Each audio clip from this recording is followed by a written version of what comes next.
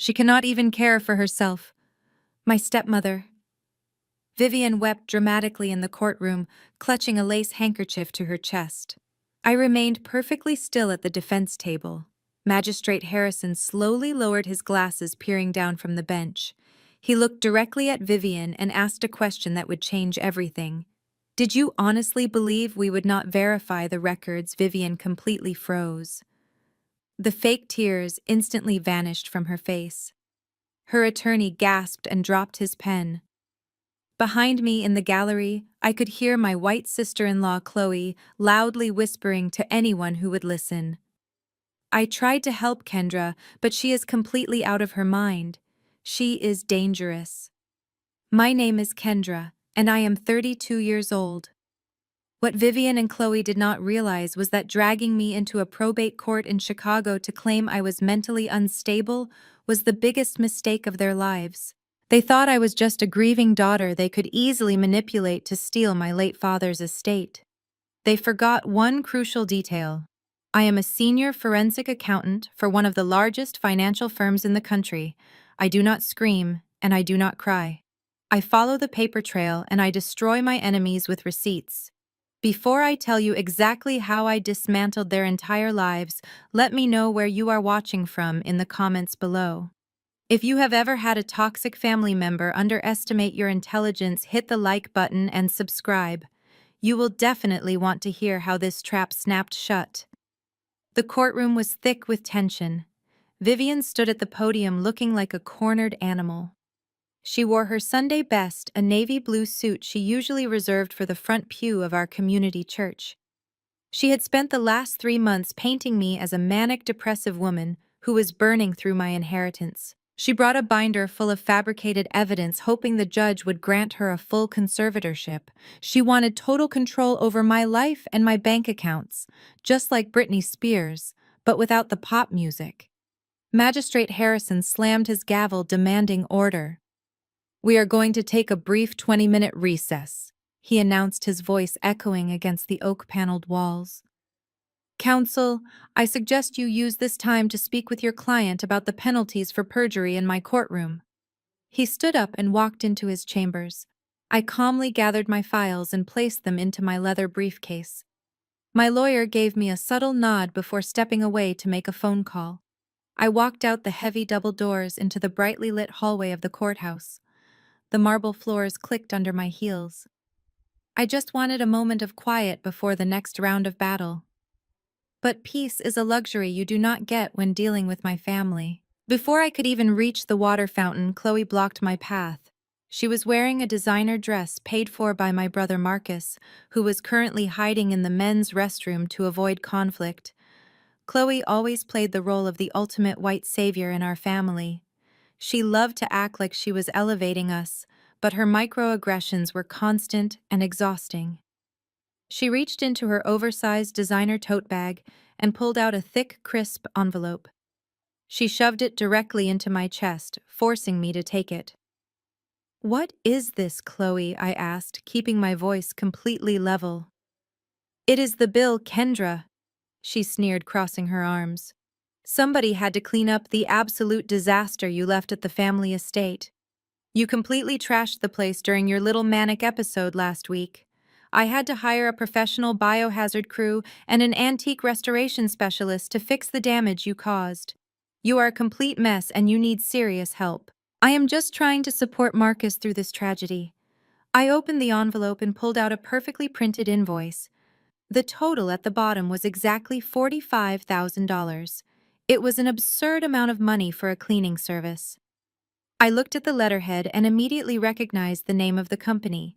It was a shell corporation registered to Chloe's maiden name.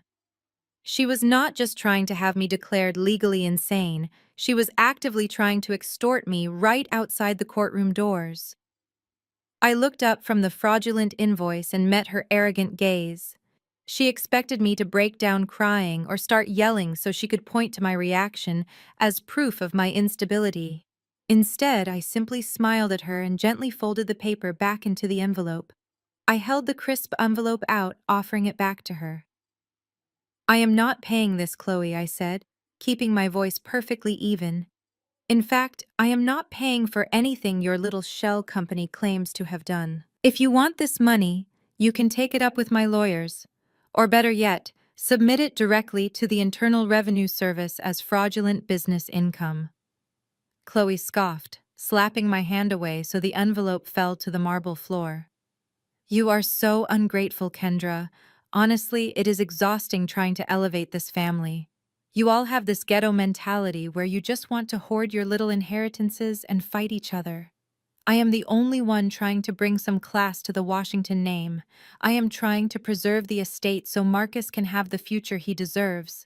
But you just want to tear it all down because you cannot handle your own mental health issues. I watched her face flush with indignant rage. The sheer audacity of this woman standing in a courthouse, weaponizing my race and my grief while simultaneously trying to steal from me was almost impressive. Before I could respond, the heavy wooden door of the men's restroom creaked open. My stepbrother Marcus stepped out, wiping his sweaty palms on his tailored suit pants. He looked like a man walking to his own execution. Marcus Handel? Your sister Chloe snapped, not even looking at him. She is being completely irrational again. Marcus walked over, refusing to meet my eyes. He looked down at the envelope on the floor and sighed heavily. Kendra, please. He mumbled, his voice trembling slightly. Just sign the conservatorship papers. Let Vivian handle the accounts. We can put all of this behind us today. You will not have to worry about the bills or the estate taxes. You can just stay in your apartment and relax. Do it to save us the embarrassment of a public trial. Mom is inside crying her eyes out. Do you really want the whole church congregation reading about our family drama in the local paper? I stared at my brother. He was 34 years old, yet he still let his mother and his wife pull his strings like a cheap marionette. Embarrassment. I echoed, tasting the word on my tongue. You are worried about embarrassment, Marcus. You are standing here trying to have your completely sane sister declared legally incompetent, so you can drain our father's trust fund, and you think I am the one bringing shame to this family. Chloe stepped forward, her heels clicking aggressively on the stone. He is right, Kendra. You need help. Ever since your father passed, you have been out of control, moving money around, locking us out of the family home, changing the alarm codes. It is erratic behavior, and frankly, it is dangerous. We are doing this because we love you. We are trying to protect you from yourself. Her fake sympathy was nauseating. She tilted her head, giving me that practiced condescending smile she used whenever she wanted to play the victim. It was the same smile she wore at my father's funeral when she loudly told all his business partners that she was taking over the estate management because the rest of us were too emotional to handle it. I reached into my pocket and pulled out my smartphone. I did not raise my voice. I did not break eye contact. I just calmly unlocked the screen and opened my photo gallery. You want to talk about erratic behavior, Chloe? I asked quietly. Let us talk about erratic behavior. Let us talk about my father's vintage gold Rolex, the one he wore every single day for 20 years. The one that mysteriously vanished from his bedside table the very night he died. Vivian swore the paramedics must have stolen it. Marcus interjected quickly, sweat beading on his forehead. We filed a police report, Kendra. You know this. I know Vivian filed a report. I replied, my eyes locked onto Chloe. But I also know that paramedics do not drive a white Range Rover with custom vanity plates, and they certainly do not park that Range Rover outside of a shady pawn shop on the south side of the city 2 days after my father passed away. I turned my phone screen around so they could both see it clearly. It was a high-definition photograph. In the frame was Chloe's pristine white SUV parked directly in front of Fast Cash Pawn. And stepping out of the driver's side door, wearing oversized sunglasses and holding my father's distinct gold watch, was Chloe. The blood instantly drained from Chloe's face. She opened her mouth to speak, but no sound came out. Marcus stared at the glowing screen, his eyes widening in absolute shock as he looked from the phone to his wife. Before either of them could formulate a pathetic excuse, the heavy oak doors of the courtroom swung open. The bailiff announced that Magistrate Harrison was ready to resume. I locked my phone, slipped it back into my pocket, and walked past them without another word. Their panic was palpable, but this was just the beginning of their downfall. To understand how we reached this level of absolute hostility, you have to look back exactly 3 weeks to the reading of my father's will. We were all gathered in the freezing mahogany conference room of his longtime attorney, Mr. Sterling. Vivian was putting on the performance of a lifetime. She had spent the entire morning loudly discussing her grand plans to completely renovate the family estate and upgrade her luxury sedan to the newest model. Chloe sat next to Marcus. They treated the solemn reading of a last will and testament like a joke. I sat quietly at the opposite end of the long table, just waiting for the inevitable explosion. Mr. Sterling cleared his throat, adjusted his reading glasses, and opened the thick leather binder. He skipped the usual pleasantries and went straight to my father's final financial wishes. To my wife Vivian, I leave a monthly stipend of $4,000 to be managed and dispersed at the sole discretion of the estate executor. Vivian immediately stopped dabbing her eyes. Her hand froze in mid-air. She blinked rapidly as if the lawyer had suddenly started speaking another language. A stipend, she repeated, her voice losing its widow tone and sharpening into a shrill shriek. What do you mean, a stipend? I am his legally wedded wife. The entire estate belongs to me. Mr. Sterling did not look up from the document. He continued reading in a dry, monotonous voice that only angered her further. The entirety of my liquid assets, business holdings, and real estate properties, including the primary family residence, are hereby transferred into the Washington Family Irrevocable Trust. The sole trustee and executor of this estate, with full unilateral authority over all financial decisions, asset liquidations, and property management, shall be my daughter, Kendra Washington. The room plunged into a suffocating silence. You could have heard a pin drop on the thick carpet. Then the chaos erupted exactly as I had predicted. Vivian slammed both of her hands onto the mahogany table, her heavy wooden chair screeching against the hardwood floor as she stood up violently. That is a complete lie, she screamed, her face turning an ugly shade of purple. He would never do that to me. He promised me the house. He promised me the investment accounts. You forged this document. You manipulated him when he was sick and vulnerable on his deathbed. I remained perfectly still, simply watching her unravel before my eyes. I did not manipulate anyone, Vivian, I replied calmly, leaning back in my chair. Dad knew exactly what he was doing when he signed those papers. He knew you had a severe gambling problem, and he knew Marcus was drowning in secret debt. He wanted to protect the legacy he spent his entire life building from being completely squandered in 6 months. Chloe jumped to her feet, her expensive tablet clattering loudly onto the table. This is completely unacceptable, she declared, her white savior complex shifting into high gear. You are just his daughter from a previous marriage. You have no right to hoard wealth that rightfully belongs to Marcus and Vivian. This is exactly the kind of selfish, arrogant behavior we have all been tolerating from you for years. Marcus, say something to her right now. Marcus just stared blankly at the table, rubbing his temples in defeat. Vivian leaned aggressively across the table, pointing a shaking finger directly at my face. You listen to me, you arrogant little brat, she hissed, her church lady mask completely gone. You are not taking my money. I will hire the best lawyers in Chicago. I will drag your name through the mud. I will tell everyone in this city how mentally unstable you are. I will contest this will and have it thrown out of court if it is the last thing I do. I looked at her angry, twisted face and simply nodded. Do what you feel is necessary, Vivian, I told her softly. But she had no idea that her threat was exactly what I had been waiting for. When my father and I restructured his assets, we anticipated her greed. She was completely unaware of the ironclad no contest clause buried deep on page 42 of the document. By threatening to challenge the will in court, Vivian was stepping right into a legal bear trap that would permanently strip her of every single penny she was just promised. That bear trap, however, would take time to fully snap shut. In the immediate aftermath of the will reading, Vivian realized she needed to control the narrative. If she was going to convince a judge that I was mentally incompetent, she needed witnesses. She needed the community to believe her lies. And in our neighborhood, there was no better place to plant a poisonous seed than the First Corinthian Baptist Church on a Sunday morning. My father had been a deacon there for 20 years. His pew in the second row was practically a historical landmark. I decided to attend service that Sunday just to see how fast Vivian would launch her smear campaign.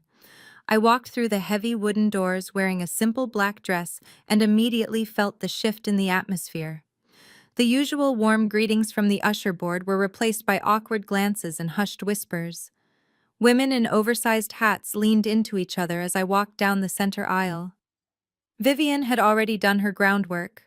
She was sitting in my father's usual spot, surrounded by Marcus and Chloe, who was wearing a ridiculously conservative floral dress to blend in. I took a seat 3 rows behind them. The service proceeded normally until Pastor Miller reached the community announcements portion of the morning. Pastor Miller was a charismatic man who loved the sound of his own voice, but he was also deeply dependent on the generous tithes my father used to provide. Vivian knew exactly how to use that financial leverage. The pastor gripped the edges of the wooden pulpit and lowered his voice into a tone of deep pastoral concern. "Church family," he began, looking out over the congregation. "Today we need to lift up a special prayer for the Washington family. As we all know, we recently lost our beloved brother Washington. But the tragedy did not end there. Sister Vivian has come to me with a heavy heart seeking our spiritual support." He paused dramatically, wiping his brow. "The devil is busy attacking the minds of our young people. We need to pray for Brother Washington's daughter Kendra. Grief is a heavy burden, and unfortunately, it has taken a severe toll on her mental health. She is struggling with her grip on reality and making reckless decisions that are tearing this beautiful family apart. Let us pray that she accepts the professional help her loving stepmother and sister-in-law are desperately trying to provide." The sanctuary erupted into a chorus of sympathetic murmurs. "Amen" and "Lord help her" echoed around the room. I watched as Vivian lowered her head, pretending to wipe away tears. Chloe reached over and rubbed Vivian's shoulder, looking around to make sure everyone saw her performance as the supportive white ally. Marcus just stared at the floor, looking miserable.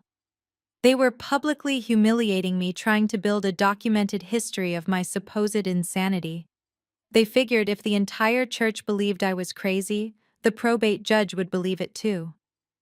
The offering plates were being passed around the sanctuary by the ushers. The organist began playing a soft hymn. I did not run out of the sanctuary in tears. I did not stand up and scream that they were lying. That is exactly what a mentally unstable person would do. Instead, I calmly stood up from my pew, smoothed down my dress, and walked confidently straight down the center aisle toward the altar. Every eye in the building followed me. The whispers grew louder, but I kept my posture perfectly straight. I reached the front just as an usher was handing the brass offering plate to Pastor Miller. I pulled a crisp $100 bill from my purse. The pastor looked at me with a mixture of pity and nervousness, clearly expecting me to cause a scene. I placed the $100 bill gently into the gold plate. "Pastor Miller," I said, my voice carrying clearly without me having to shout. "The acoustics in First Corinthian were excellent. I appreciate your prayers for my mental health. But since we are laying all of our family burdens on the altar today, I think we need to adjust your prayer list." The church fell completely silent. The organist actually stopped playing. I turned slightly so Vivian could see my face. "Do not waste your prayers on my sanity, Pastor," I continued, maintaining a polite and even tone. "You should probably ask the Lord to protect Vivian's offshore bank accounts in the Cayman Islands, because the Internal Revenue Service is going to need a lot more than a simple Sunday prayer when they finally find out she has been intentionally hiding illegal, undeclared assets from the federal government for the last 5 consecutive years without ever telling anyone." I walked out of that sanctuary, leaving the entire congregation in absolute shock. Like cornered rats, my family immediately scrambled to find another way to take me down. 2 days later, a loud knock echoed through my downtown apartment. I checked the security camera feed. It was Marcus and Chloe standing in my hallway. Standing right behind them was a tall woman I had never seen before, wearing a beige linen suit and carrying a clipboard. I opened the door, keeping the chain locked. "What do you want, Marcus?" I asked. He looked down at his shoes, leaving Chloe to do the talking. "Kendra, we need to come inside," Chloe said, using her softest, most condescending therapist voice. "We are here because we love you, and we are extremely worried about your rapid cognitive decline.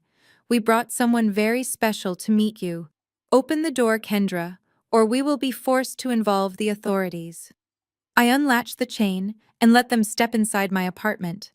I wanted to see exactly how far they were willing to take this charade. The strange woman walked in and immediately started looking around my clean, organized living room as if she was inspecting a crime scene. "Hello, Kendra," the woman said, offering a fake compassionate smile. "My name is Dr. Evelyn Hayes. I am a holistic wellness coach and behavioral interventionist. Your brother and sister-in-law hired me because they are deeply concerned about the paranoid delusions you have been experiencing lately." I crossed my arms and stared at Chloe. "An intervention?" I asked, my voice completely flat. "You brought a fake wellness coach to my home for an intervention." Chloe let out a dramatic sigh and placed her designer bag on my kitchen counter. "She is not fake, Kendra. She is here to help you process the intense hallucinations you had at church on Sunday. You stood up in front of the entire congregation and started screaming about offshore bank accounts and the IRS. You completely humiliated your mother. Vivian is devastated. You are imagining these massive financial conspiracies because your mind is desperately trying to cope with the trauma of losing your father." Marcus finally looked up and nodded eagerly. "Yes, Kendra," he added quickly. "You are seeing things that are not there. You keep talking about missing assets and hidden money, but the estate lawyer already showed us the initial paperwork. Everything is perfectly fine. You need to check yourself into a facility and let Dr. Hayes help you before you completely lose your grip on reality." I walked over to my kitchen island and poured myself a glass of water. They were actively trying to gaslight me in my own home. They wanted me to doubt my own professional expertise. They thought if they repeated the lie enough times, I would magically forget how to do my job. Chloe stepped closer to me, her eyes wide with manufactured pity. "Kendra, you are exhausted," she whispered, reaching out to touch my arm. I stepped back before she could make contact. "Just sign the temporary power of attorney over to Marcus," she continued. "Let us manage the trust while you focus on healing. You keep saying money is missing from the estate, but it is all in your head. There is no missing money. Your brain is just playing cruel tricks on you." Dr. Hayes pulled a pen from her clipboard and held out a stack of medical release forms. "We have a wonderful private holistic retreat in upstate New York," she said smoothly. "You can rest there for a few months. Your family will take care of the financial burden. All you have to do is sign these documents right now." I looked at the three of them standing in my living room trying to trap me in their little web of lies. I took a slow sip of my water and set the glass down on the granite counter. "I am not hallucinating, Chloe," I said clearly and firmly, "and I am definitely not imagining things. In fact, my vision has never been clearer." I walked over to my dining table and picked up a thick blue folder, holding it up for them to see. I did not just review the primary trust documents, I explained, watching their confident expressions begin to falter. I spent the last 48 hours doing a complete forensic audit of the secondary estate accounts and the offshore holdings. You thought I was acting paranoid, but I already tracked every single penny. My brain is not playing tricks on me because math does not lie. I opened the folder and pulled out the top sheet of paper. Exactly $150,000 is missing from my father's secondary investment portfolio. Exactly $150,000 is missing from my father's secondary investment portfolio. The color drained from Chloe's face. Marcus stepped back toward the door, looking terrified. "Get out of my apartment," I said, my voice dropping to a dangerous whisper. "Take your fake coach and leave before I call the authorities and have you arrested for extortion." They practically tripped over each other, rushing out into the hallway. I locked the deadbolt, thinking I had won the battle. I sat down at my dining table to continue reviewing the offshore accounts. I needed to find out exactly where that missing money went. But my toxic family was not done. They were just changing their tactics from psychological manipulation to physical danger. Less than 2 hours later, a loud, aggressive pounding rattled my front door. It was not a polite knock, it was the sound of heavy fists hitting the wood. Chicago Police Department opened the door immediately, a deep voice shouted from the hallway. My blood ran cold.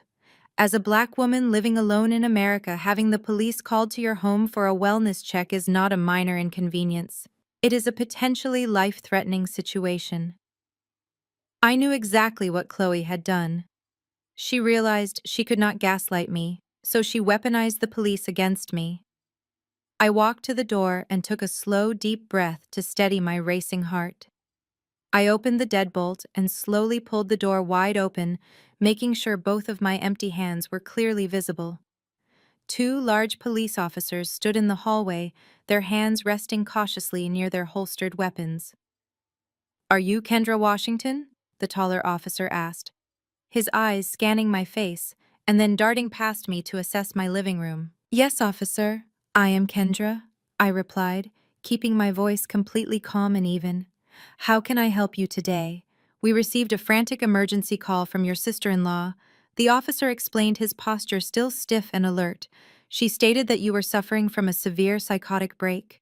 She told the dispatcher that you were violently tearing your apartment apart, throwing furniture, and most importantly, she claimed you were armed with a handgun and threatening to harm yourself and others." I felt a surge of pure rage, but I kept my face entirely neutral. Chloe had deliberately lied about a firearm to ensure the police would arrive on edge. She was hoping I would panic, yell, or act aggressively out of fear. She wanted me to look crazy, or worse, she did not care if I got hurt. "Officer, please come inside," I said, stepping back and gesturing to my immaculate living room. "As you can see, my apartment is completely intact. There is no thrown furniture and no broken glass. Furthermore, I have never owned a firearm in my entire life. You are welcome to search the premises if you need to verify that." The two officers stepped inside. They looked at the perfectly vacuumed rug, the neat stacks of financial documents on the dining table, and the quiet, peaceful atmosphere of my home. The tension in the room immediately evaporated. The taller officer took his hand off his duty belt and sighed heavily. "I am a senior forensic accountant for a major downtown financial firm," I explained calmly, walking over to the table and picking up my corporate badge. I handed it to the officer along with my business card. "My father passed away recently and left me in charge of his estate. My sister-in-law and my stepbrother are currently attempting to have me declared legally incompetent so they can drain the family trust fund.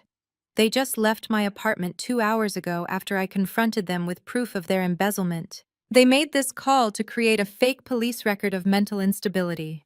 The officers exchanged a long, knowing look. They had seen these kinds of bitter family disputes over money before. The lead officer handed my corporate badge back to me and pulled a small notepad from his chest pocket. "Ms. Washington, I apologize for the intrusion," he said, his tone shifting from authoritative to sympathetic. "It is abundantly clear that you are in no distress and are certainly not a danger to anyone." He scribbled something on a card and tore it off. He handed it to me. "This is the incident report number." He continued, his eyes hardening with professional disgust. "Making a false emergency call and lying about a firearm is a serious misdemeanor. Your sister-in-law just created a documented police record, but it is not the one she wanted. You can use this report to file criminal harassment charges against her whenever you are ready." The two officers left, quietly closing the door behind them. I stood in the silence of my living room, holding the small card with the incident report number. Chloe had just handed me a loaded weapon in our legal battle, but I was not ready to fire it just yet. I needed the rest of the ammunition. I walked over to my dining table and packed my laptop into my leather bag. I could not stay in this apartment anymore. If they were willing to call the police to stage a psychotic break, they could easily try something worse. I needed a secure network, and I needed someone who could dig deeper than my corporate clearances allowed. I grabbed my car keys and drove straight to the industrial district on the west side of Chicago. I parked outside a converted warehouse that looked completely abandoned. I walked up 3 flights of concrete stairs and knocked twice on a heavy steel door. The door clicked open, revealing a massive loft filled with server racks and empty energy drink cans. Sitting behind a desk with 4 glowing monitors was my oldest friend from college, Derek. He was a former cybersecurity analyst who got fired from a major tech firm for hacking into his own boss's emails to expose corporate fraud. Now he worked as an independent private investigator and digital forensics expert.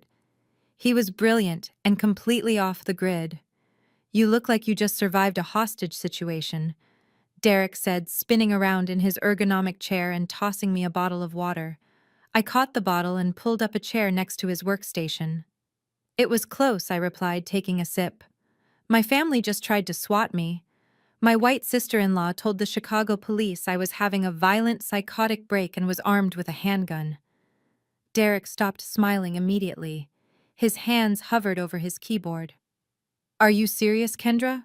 he asked, his voice tight with anger. "That is attempted murder. They wanted the cops to walk in shooting." "I know," I said, keeping my emotions locked down. "The police saw right through it, but it proves my family is getting desperate. They know I am auditing my late father's estate, and they are terrified of what I am going to find. I need your help, Derek. I found a hole in the secondary investment portfolio. Exactly $150,000 was liquidated and wired out 2 days before my father died. I tracked the wire to an offshore holding company, but the trail goes cold after that. I need you to break through the corporate veil. Hand me the routing numbers," Derek said, his fingers already flying across his mechanical keyboard with a loud clacking sound. I opened my laptop and read the transaction IDs and SWIFT codes. We fell into an easy rhythm, working side by side like we used to during our late-night study sessions in college. I handled the financial logic, and he handled the digital locks. For the next 3 hours, we chased the ghost money. They were clever, I have to admit. The funds were not simply transferred. They were bounced through a series of complex microtransactions designed to avoid triggering standard banking alerts. The money went from the estate account to a dummy corporation in Delaware, then fragmented into 5 smaller wires sent to a holding company in the Bahamas. "Whoever set this up knew what they were doing," I murmured, watching lines of code scroll rapidly across Derek's third monitor.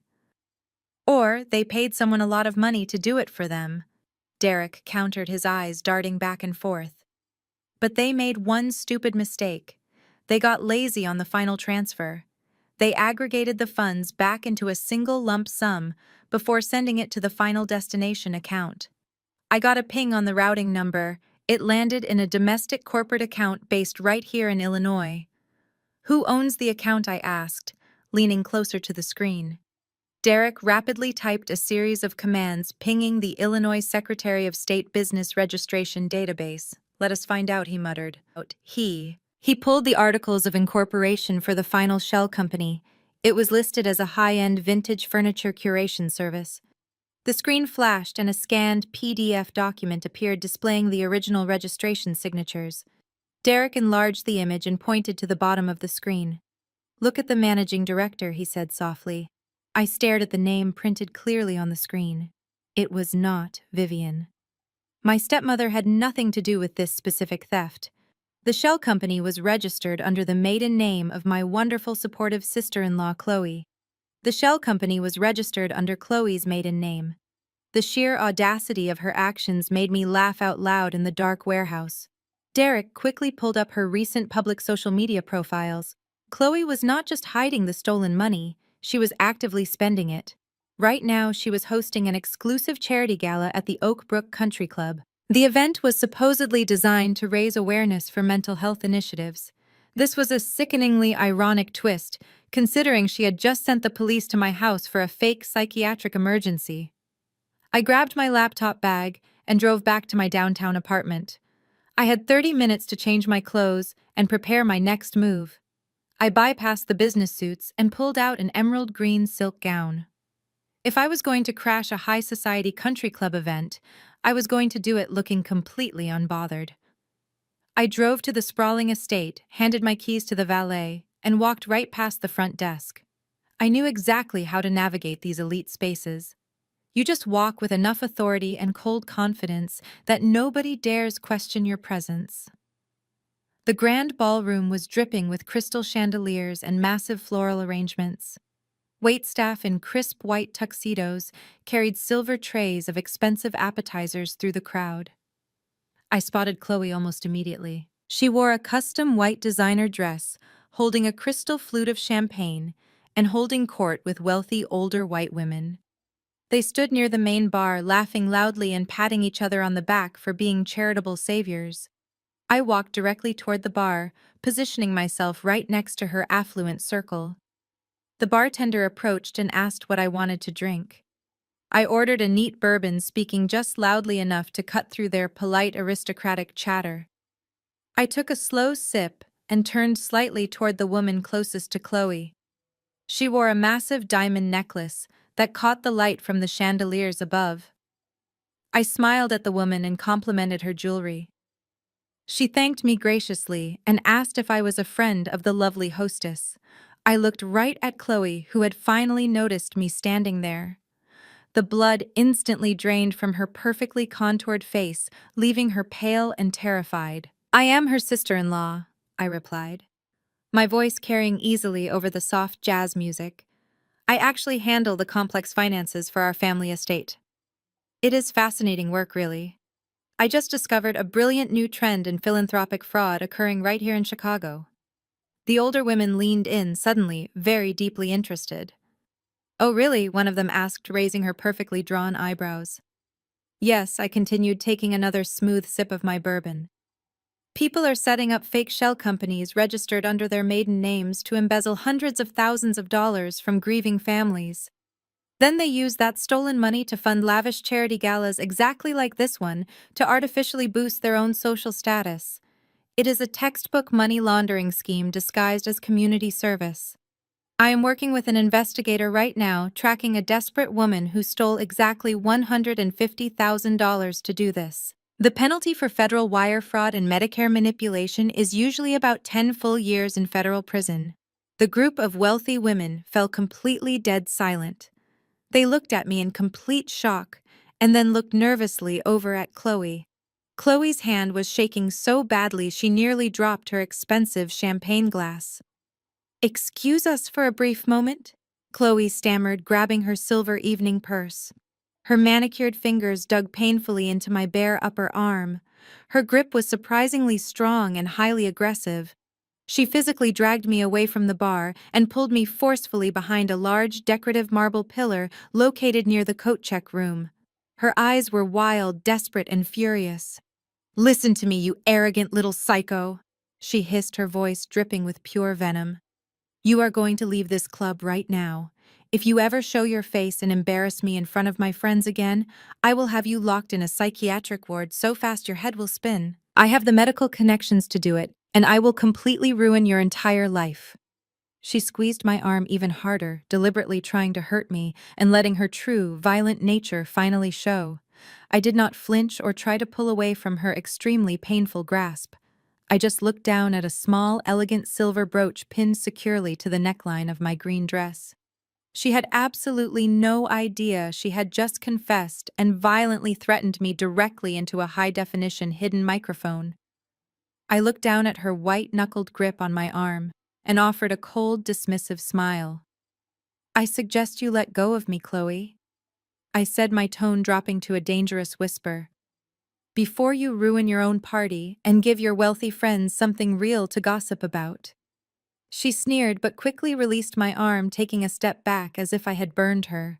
She spun around and marched back to her circle of friends, her perfect posture completely ruined by her panic. I calmly walked out of the country club, handed my ticket to the valet, and drove away into the night.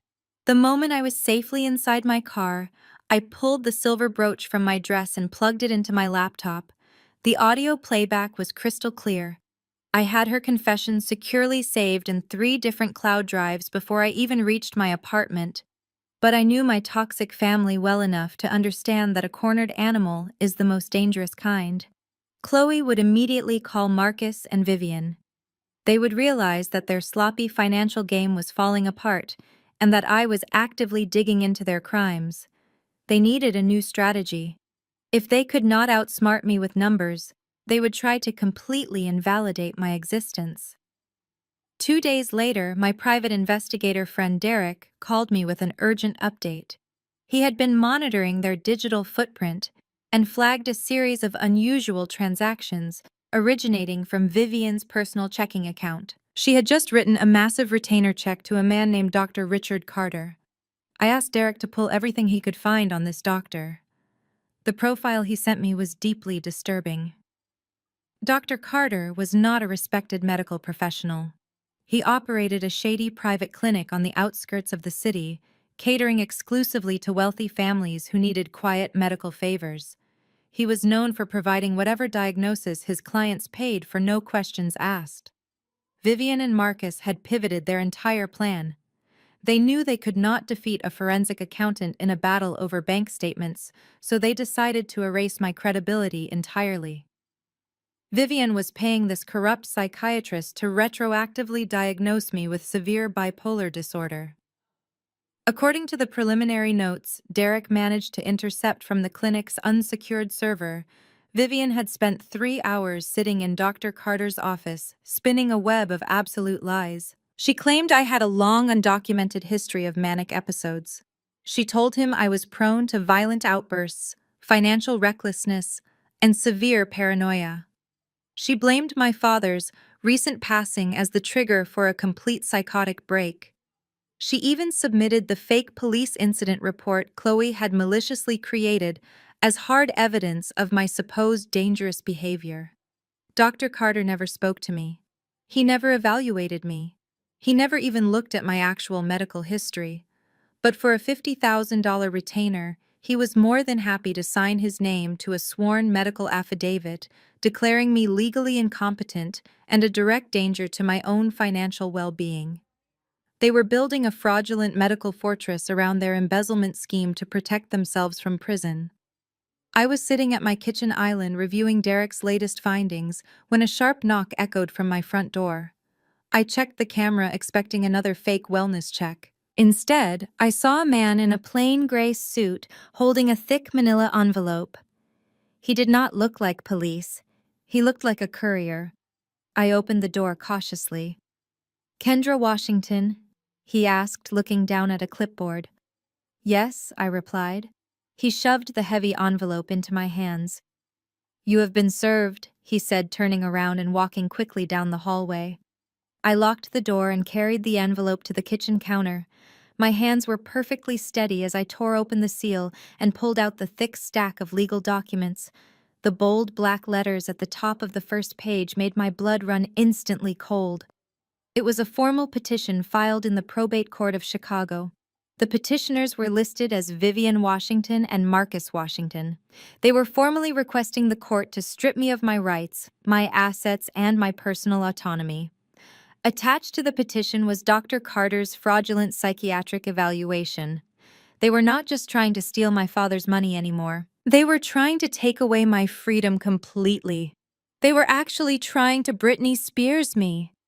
I stared at the legal threat lying on my granite counter and realized this was no longer just a simple family dispute over a trust fund. This was a declaration of absolute war, and I was ready to fight back with everything I had. 2 weeks later, I found myself sitting in a freezing conference room high above the Chicago skyline. It was the official pretrial deposition. A court reporter sat in the corner silently typing every single word on her stenograph machine. Across the long, polished mahogany table sat Vivian and her heavily overpaid attorney, Mr. Caldwell. Marcus and Chloe were conveniently absent, likely hiding from the legal crossfire they had helped create. Mr. Caldwell was a classic corporate bulldog. He wore a custom-tailored suit and had a habit of adjusting his expensive silk tie every time he was about to deliver what he thought was a lethal legal blow. My own attorney David sat quietly beside me taking meticulous notes. I had specifically instructed David to let Mr. Caldwell do all the talking. I wanted Vivian and her lawyer to feel completely confident. I wanted them to overplay their hand so badly that they could never walk it back. Mr. Caldwell leaned forward, resting his elbows aggressively on the table. He looked at me with a mixture of manufactured pity and genuine contempt. "Miss Washington," he began, his voice dripping with practiced condescension. "We are here today to establish the facts regarding your recent mental health struggles and your inability to properly manage the Washington Family Trust. My client, your loving stepmother, is simply trying to protect you from your own destructive behavior." I stared at him without blinking. I did not offer a polite smile or a defensive angry outburst. I just waited for him to present his fabricated evidence. Mr. Caldwell smirked, taking my total silence as a sign of medicated weakness. "Let us review your recent financial history, Miss Washington," he continued, flipping open a thick leather binder.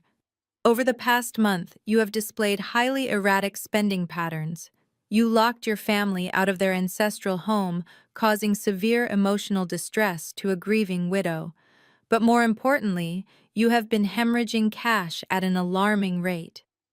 He pulled out a heavy stack of bank statements and slid them aggressively across the polished table toward me.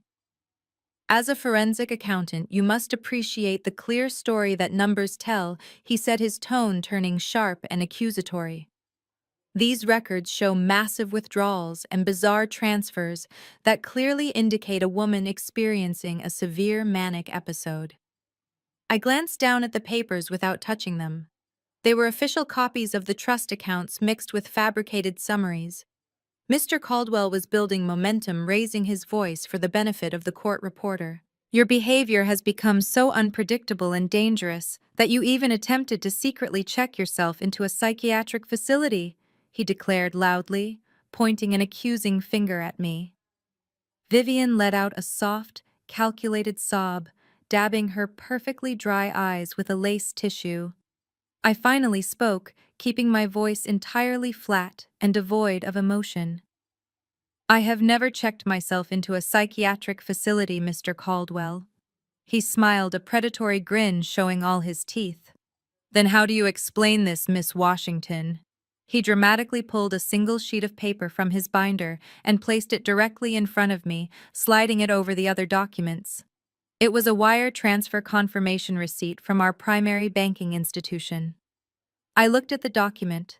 It was a formal authorization moving exactly $200,000 from the primary estate trust account directly to the Serenity Pines Behavioral Wellness Center.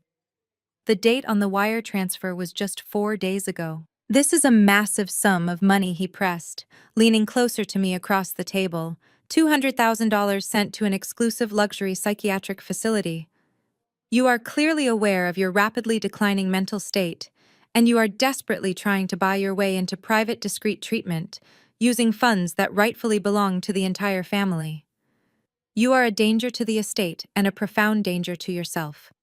Just admit that you authorized this massive transfer, and we can end this painful process today."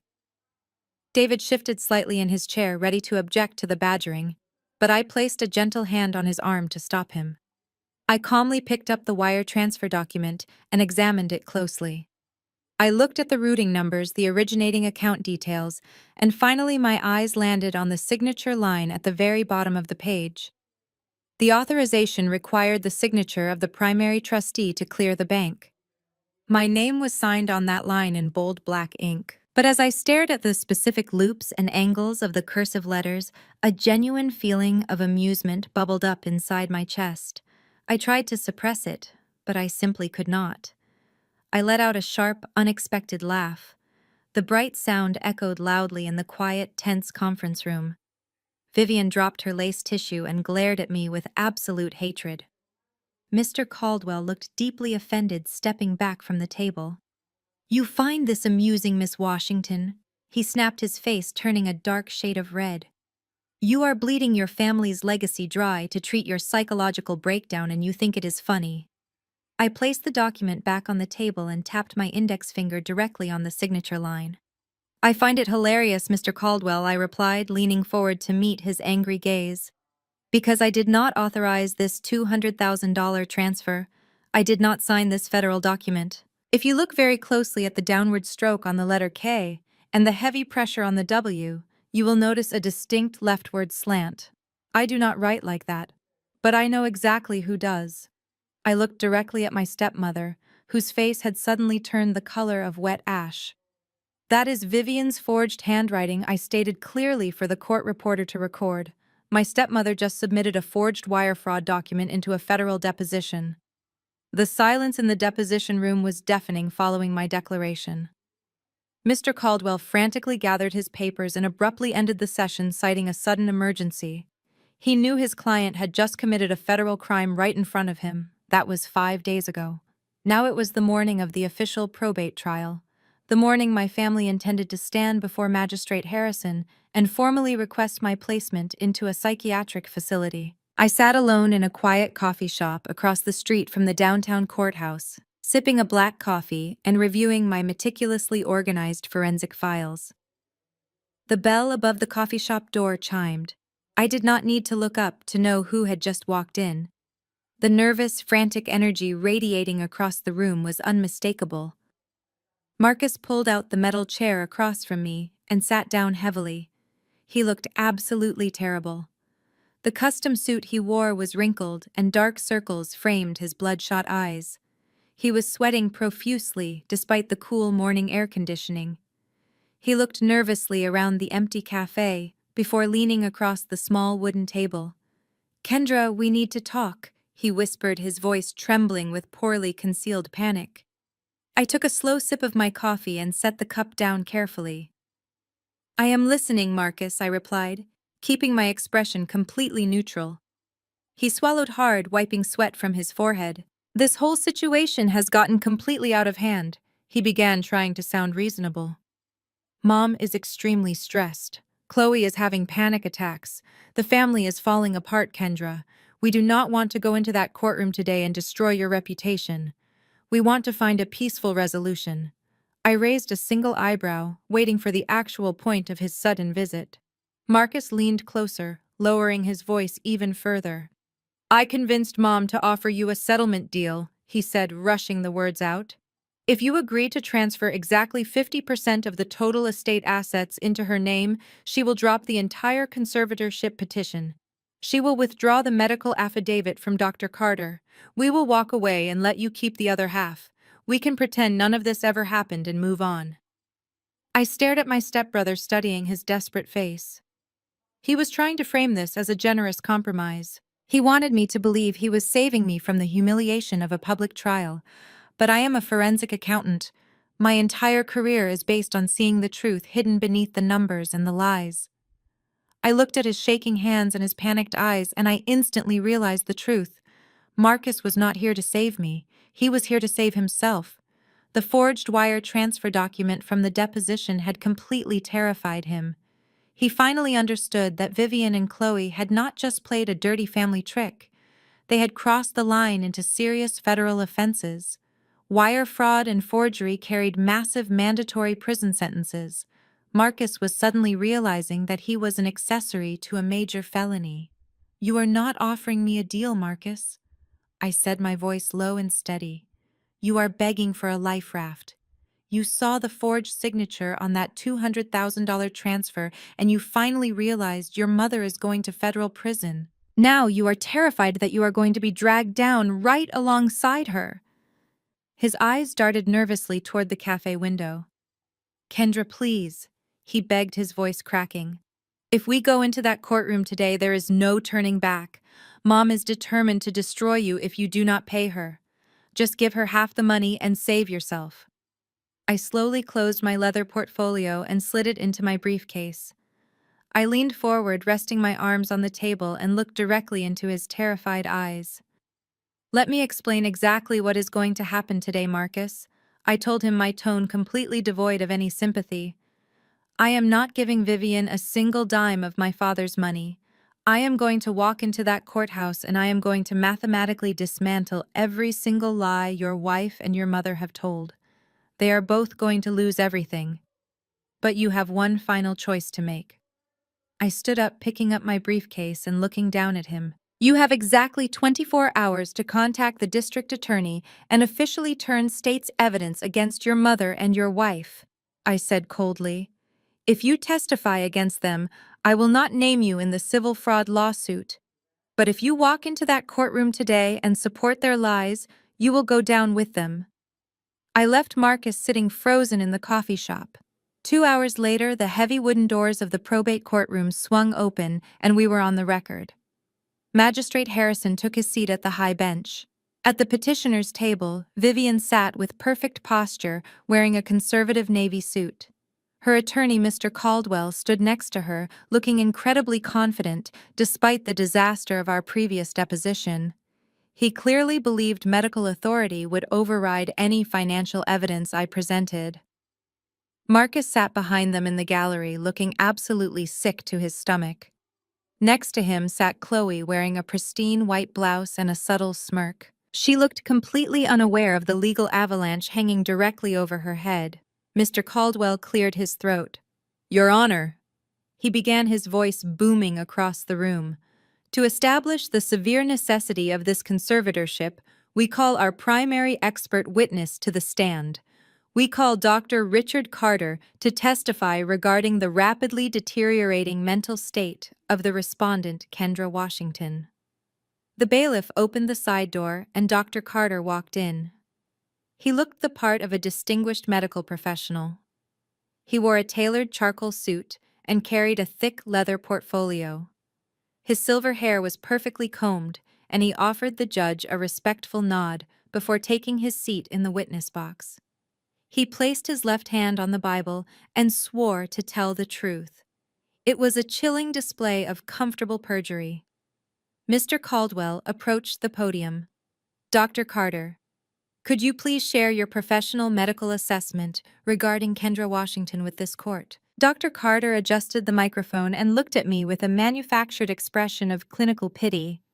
"Based on my extensive review of the behavioral reports, police records, and family testimonials, I have diagnosed Miss Washington with severe bipolar disorder accompanied by acute paranoid delusions."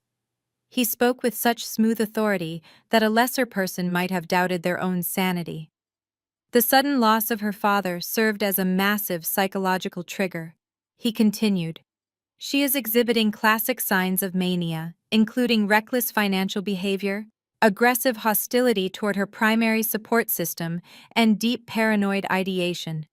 She genuinely believes her family is conspiring to steal from her, which is a textbook defensive projection to justify her own erratic hoarding of estate assets.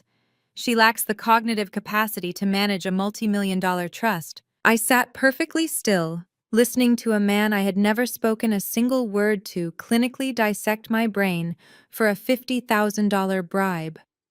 I did not glare at him. I simply took notes on my legal pad. From the gallery, I could see Chloe shift in her seat.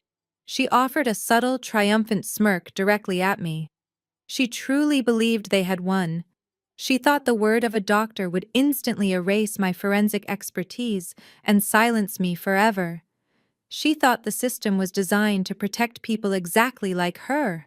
Magistrate Harrison looked over his spectacles at the witness. "Doctor, you are stating for the record that you believe the respondent requires immediate institutional care and financial guardianship," he asked. "Yes, Your Honor," Dr. Carter replied firmly without missing a beat. "It is my professional medical opinion that leaving Miss Washington in control of her estate would result in catastrophic financial and personal harm." Mr. Caldwell smiled broadly and turned toward our table. "No further questions for this witness, Your Honor." He walked back to his seat, looking like a man who had just won the lottery. Magistrate Harrison turned his attention to my side of the room. "Does the defense wish to cross-examine this medical expert?" he asked. My attorney David slowly stood up from his chair. He walked calmly to the center of the room and looked directly into Dr. Carter's eyes. "Yes, Your Honor. We have a few brief questions," David said, his voice polite but icy. "Dr. Carter, you have spoken at great length today about your professional medical opinion and your clinical expertise." The doctor nodded confidently, leaning back in his wooden chair. "That is correct, Counselor." David took one step closer to the witness box, holding a single piece of paper out in front of him.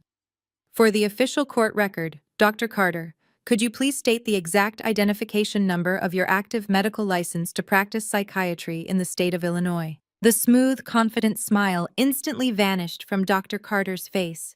He blinked rapidly, staring at the paper in David's hand. The courtroom fell completely silent. The distinguished medical expert opened his mouth to speak, but absolutely no words came out.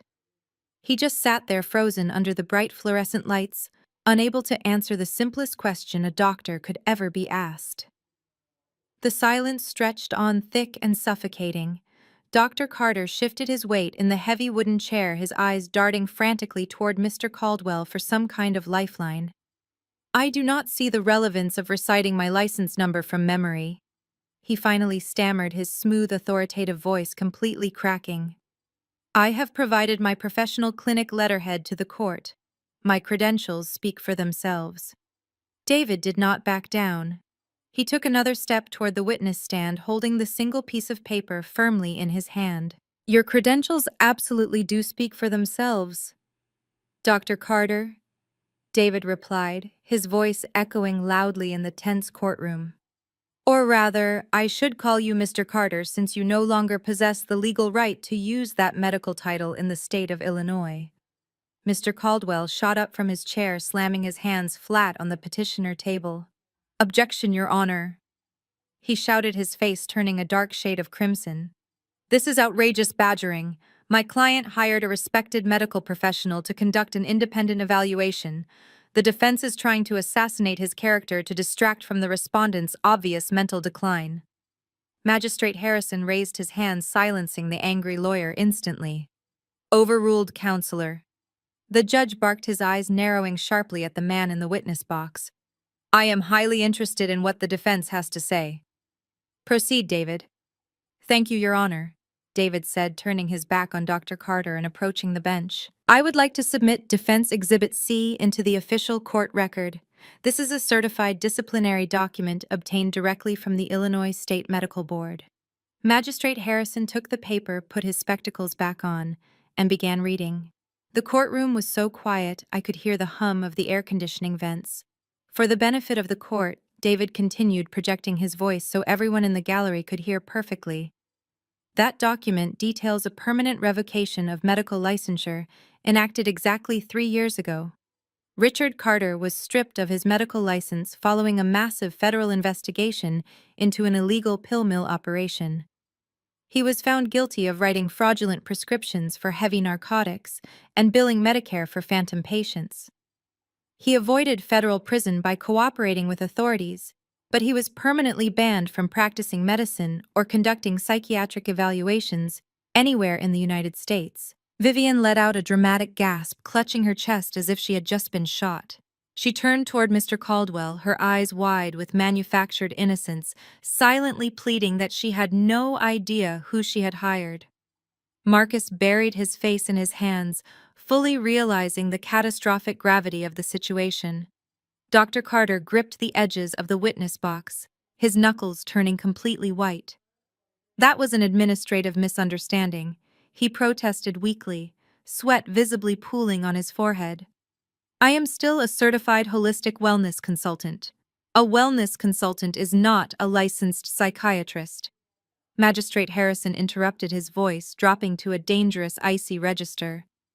You sat in my courtroom, placed your hand on a Bible, and swore under oath that you were a practicing medical expert. You just committed blatant perjury in a federal probate hearing. But David was not finished. He turned away from the judge and walked directly toward the gallery, stopping just a few feet away from where my sister-in-law was sitting. Your Honor, the defense has one more crucial detail regarding this so-called medical evaluation. David announced, his eyes locked dead onto Chloe. We found it highly suspicious that Vivian Washington managed to find a disgraced, unlicensed doctor willing to risk jail time to fabricate a bipolar diagnosis for a woman he never even met. So we dug a little deeper into Mr. Carter's personal background. Chloe suddenly sat up perfectly straight, her face draining of all color. She reached out and grabbed Marcus by the arm, her fingernails digging into his expensive suit jacket. It turns out that Richard Carter did not just magically appear in Vivian's life, David explained, turning back to face the judge. His mother and Chloe's mother are biological sisters. The man sitting in the witness box. The man paid $50,000 from my clients, stolen estate funds, to falsely declare her legally insane, is actually Chloe's first cousin. A gasp rippled through the courtroom gallery. Chloe tried to stand up, her mouth opening to scream a denial, but Marcus physically pulled her back down into her seat, terrified of causing a larger scene. Magistrate Harrison slowly lowered the disciplinary document onto his desk. He turned his head and locked his furious, unblinking gaze directly onto Mr. Caldwell. The corporate attorney stood frozen, his mouth slightly open, looking like he was about to completely faint. The corporate attorney stood frozen, his mouth slightly open, looking like he was about to completely faint. Magistrate Harrison leaned forward, resting his elbows heavily on the elevated bench.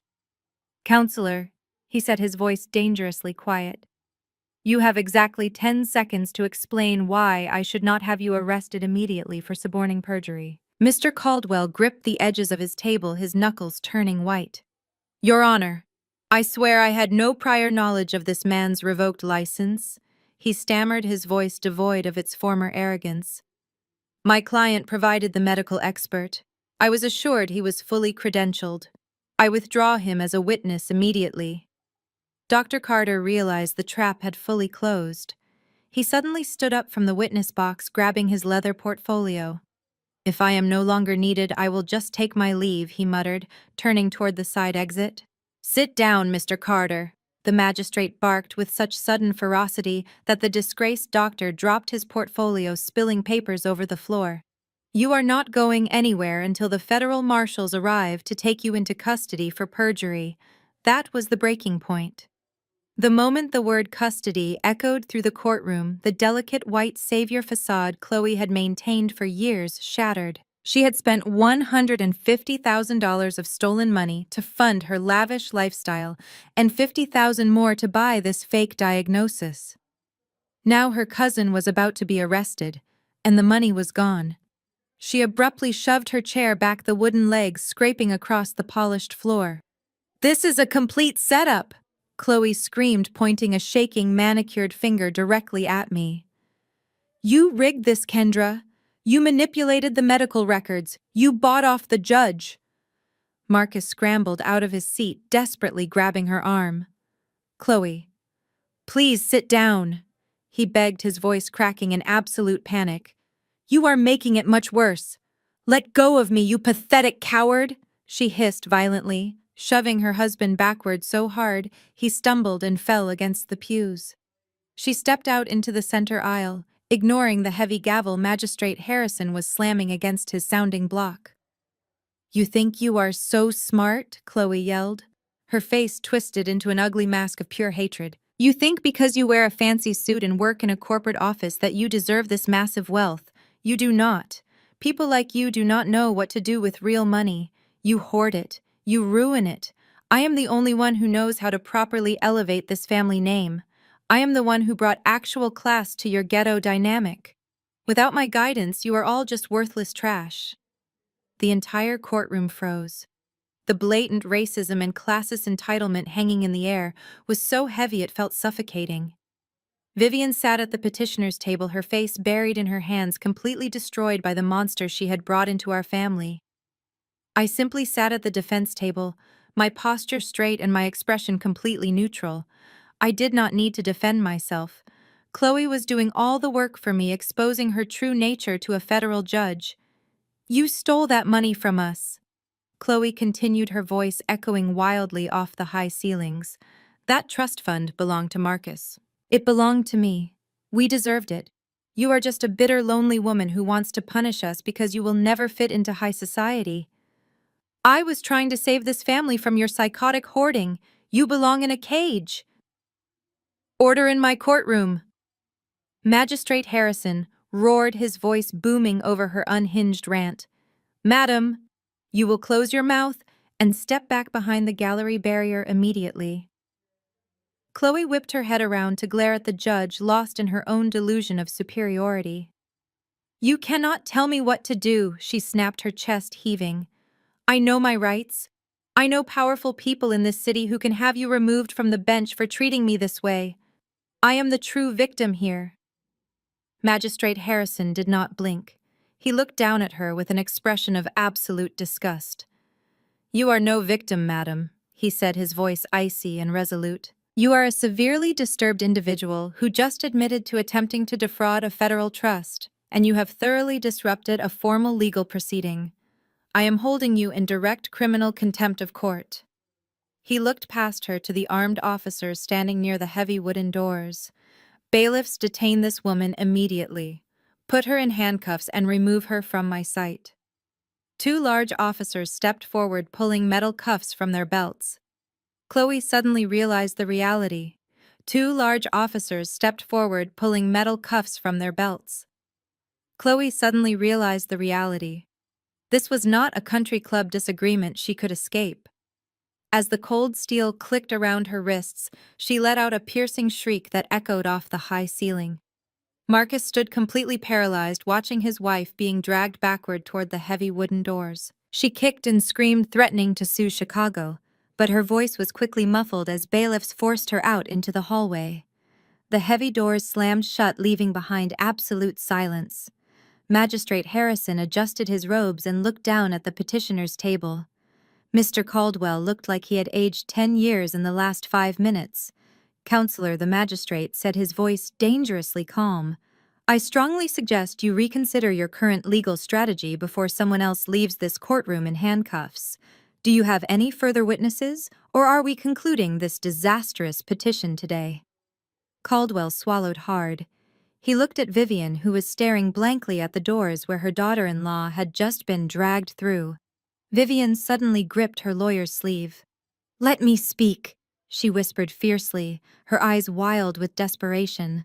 "Put me on the stand right now. I can fix this." Mr. Caldwell hesitated, but he knew his career was already hanging by a thread. "Your Honor," he announced, his voice shaky, "we call the petitioner Vivian Washington to the stand."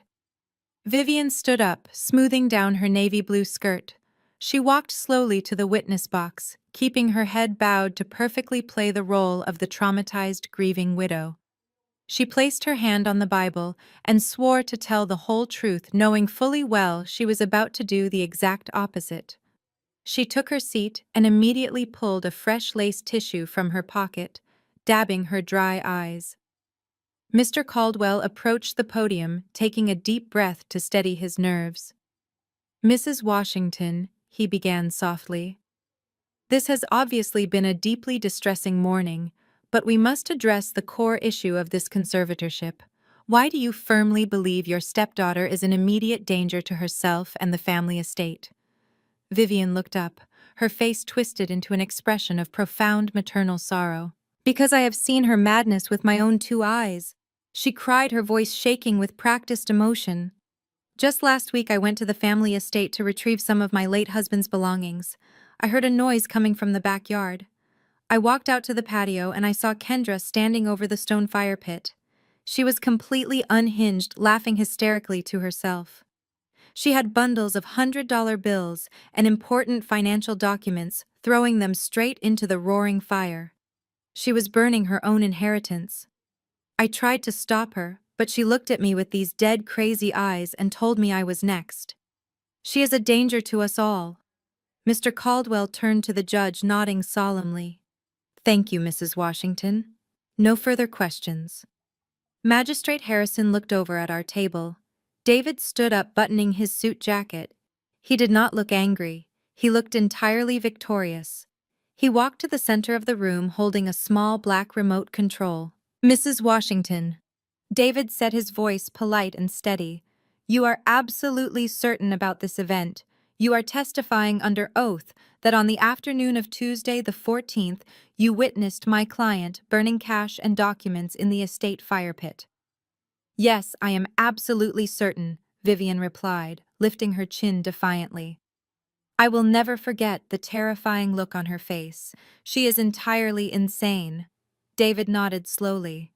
That is fascinating, Mrs. Washington, because my client is a forensic accountant who relies heavily on verifiable data. When she assumed control of the estate, her very first action was upgrading the security system, including installing high-definition hidden cameras overlooking the entire property. Vivian suddenly froze, her confident posture completely collapsing. David pointed the remote at the large television monitor mounted on the courtroom wall and pressed a single button. The screen flickered to life, displaying crystal-clear color footage of the estate backyard. The timestamp in this corner perfectly matched the exact date and time Vivian had just sworn to. The courtroom watched in absolute silence as a figure walked into the frame and approached the stone fire pit. It was not me. I was nowhere near the property. The high-definition footage clearly showed Vivian Washington standing completely alone. She was not burning bundles of cash. She was frantically tearing pages out of my late father's personal leather-bound journals, throwing them into the flames to permanently destroy the handwritten drafts of his true final will.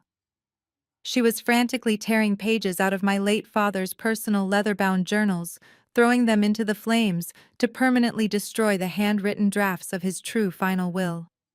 The entire courtroom let out a collective gasp of pure shock. Vivian stared at the high-definition monitor as if a ghost had just walked into the room. The color completely drained from her face, and she slumped back against the heavy wooden chair.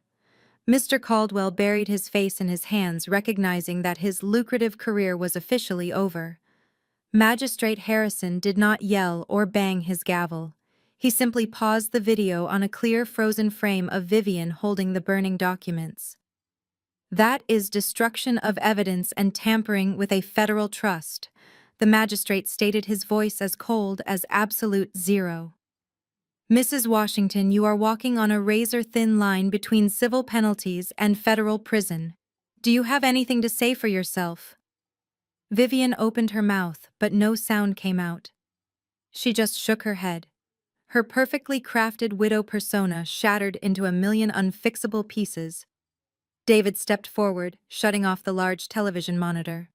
"Your Honor, the defense has one final piece of evidence to present. To properly explain the massive financial discrepancies alleged by the petitioner, I call my client, Kendra Washington, to the stand." I stood up from the defense table, smoothing the fine fabric of my tailored suit. I walked calmly and confidently to the witness box.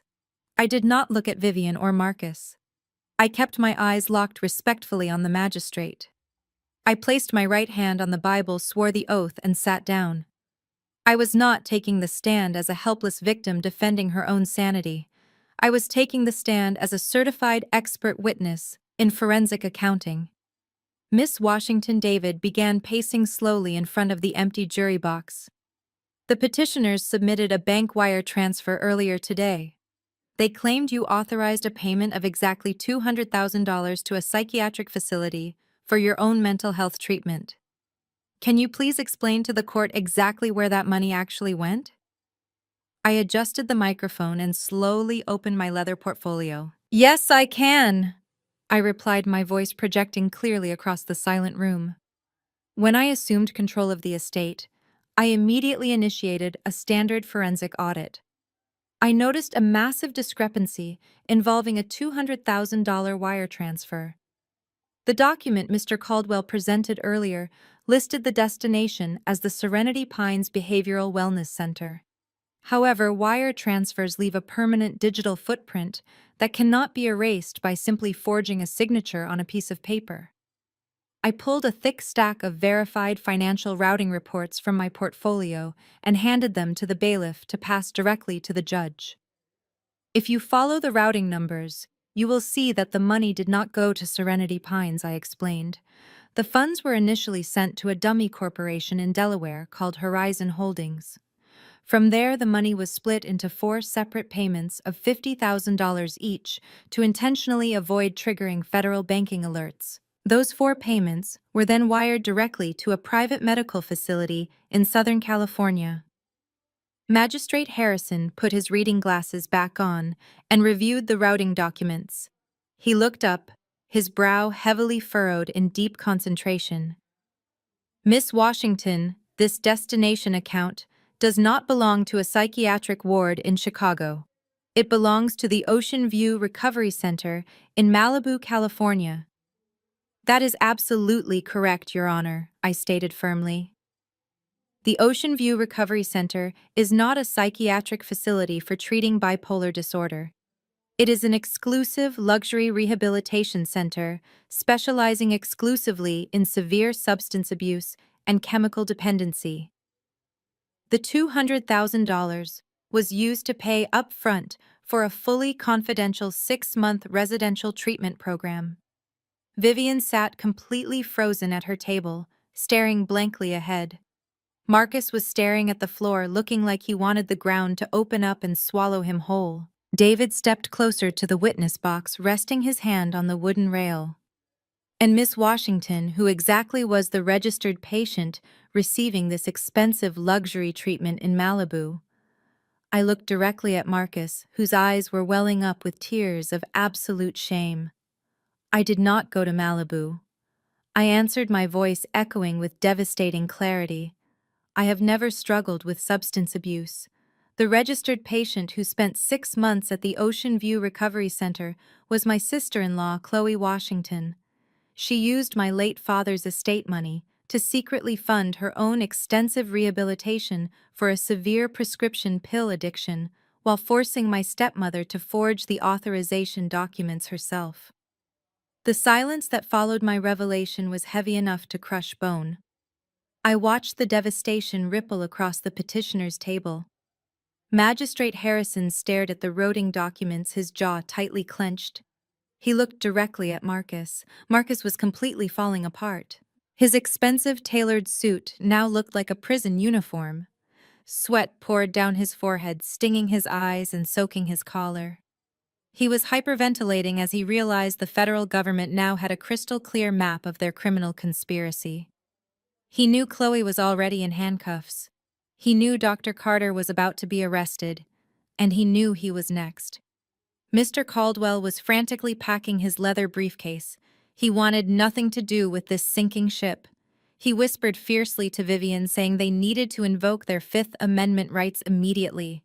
But it was too late for legal strategies. The psychological pressure cooker I had carefully built around them was finally detonating.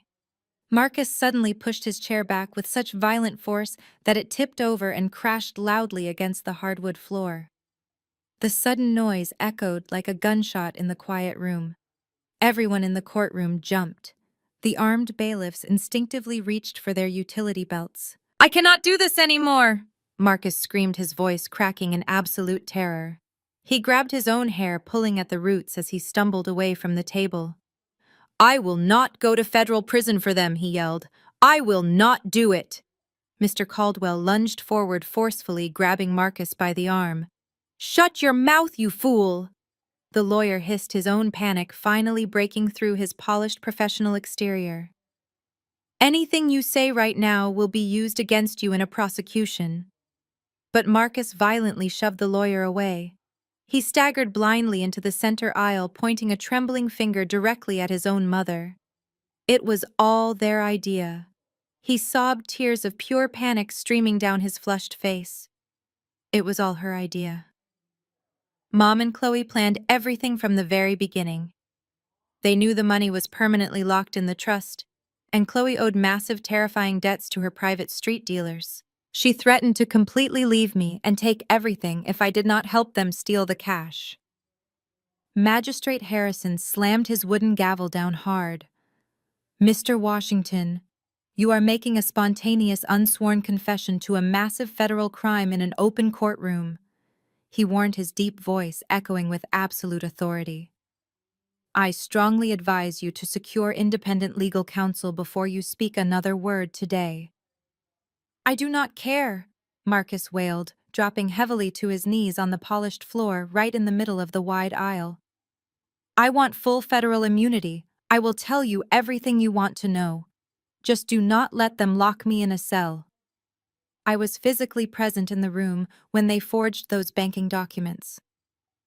Mom sat there and practiced Kendra's signature for 3 straight hours at the dining room table. She kept complaining about messing up the leftward slant on the letters. When she finally got it perfectly right, Chloe took the forged paper directly to the bank manager she had been secretly bribing. The dedicated court reporter typed furiously efficiently, capturing every single damning word of his disastrous, spontaneous confession. I helped them do it. Marcus continued burying his wet, pathetic face in his shaking hands. I personally logged into the main estate accounting software and permanently disabled the security email alerts so Kendra would not get notified about the massive unauthorized withdrawal. I am the one who printed the fake psychiatric evaluation forms for Dr. Carter to sign. I did it all because they repeatedly told me Kendra would never figure it out. They said she was just a stupid numbers girl, and our side of the family deserved the money more than she ever did. Please do not send me to prison. I will testify against both of them without hesitation. The sheer pathetic nature of his absolute betrayal hung heavily in the freezing air. He was a grown man openly sobbing on the floor, instantly selling out his own mother. Vivian stood up from her chair, her face entirely devoid of color, but her eyes burning with terrifying rage. The mask of the grieving church widow was completely gone, replaced by the vicious, manipulative woman she truly was. She slowly walked around the heavy wooden table, approaching her son, who was still kneeling and sobbing. "Mom, please," Marcus whimpered, looking up at her with terrified, tear-filled eyes. Vivian did not say a single word. She simply pulled her arm back and delivered a brutal, ringing slap directly across his face, right in the middle of the courtroom. The sound of flesh striking flesh cracked through the heavy silence of the probate court. Marcus recoiled from the brutal slap, falling backward onto the polished floor and clutching his rapidly bruising cheek. The two armed bailiffs immediately surged forward, grabbing Vivian's arms and pulling her forcefully away from her sobbing son. "Stand down, Mrs. Washington, or you will be placed in holding alongside your daughter-in-law." One of the officers barked, gripping her shoulders tightly. But Vivian was completely beyond the point of rational thought. The pristine church lady facade she had meticulously maintained for decades had entirely burned to ash, leaving only a cornered, desperate predator. She violently ripped her arm away from the bailiff and spun around to face the bench. Her chest was heaving and her eyes were wide with a terrifying, manic energy. "Do not listen to him," she shrieked, pointing a trembling finger directly at Marcus and then pivoting her hand to aim straight at me. "He is lying to protect her. She orchestrated all of this to frame us." Vivian gripped the wooden railing of the petitioner's table, her knuckles completely white, as she launched into the most unhinged performance of her entire life. "She cannot even care for herself." My stepmother wept dramatically in the courtroom, clutching her chest and forcing heavy artificial sobs from her throat. "She faked all of those financial records, Your Honor. She is a forensic accountant. She knows how to hack into banking systems and manipulate routing numbers. She created those fake shell companies and she hired an actor to pretend to be me on that patio video." I remained perfectly still at the defense table, watching her self-destruct. I did not object. David did not object. We just let the silence of the room absorb her frantic, absurd lies. "She is severely mentally unstable," Vivian continued, her voice reaching a shrill, desperate pitch. "She wants to destroy this family because her father loved me more than he ever loved her. You have to lock her away. You have to grant me the conservatorship before she bankrupts the entire estate with her paranoid delusions. She is dangerous, and she needs to be institutionalized immediately." The courtroom was dead silent, save for the pathetic sounds of Marcus quietly sobbing on the floor behind her. Magistrate Harrison did not reach for his wooden gavel. He did not yell for order. He simply sat back in his high leather chair and stared at the woman standing before him. The look of profound disgust on his face was absolute. He slowly lowered his glasses, resting them carefully on the enormous stack of legal documents spread across his desk. He leaned forward, folding his hands together, and looked directly into Vivian's wild, desperate eyes. "Mrs. Washington," the magistrate began, his deep voice completely devoid of any sympathy or warmth. You are standing in a federal courtroom accusing a certified financial professional of orchestrating a massive digital banking conspiracy to frame her own family. You are claiming she fabricated wire transfers, hacked secure servers, and magically faked high-definition security footage. Yes! Vivian cried eagerly, nodding her head up and down. That is exactly what she did. She is a mastermind, but she is completely insane. The magistrate let out a slow, heavy sigh. Did you honestly believe we would not verify the records? He asked, his voice dropping to a terrifyingly calm whisper.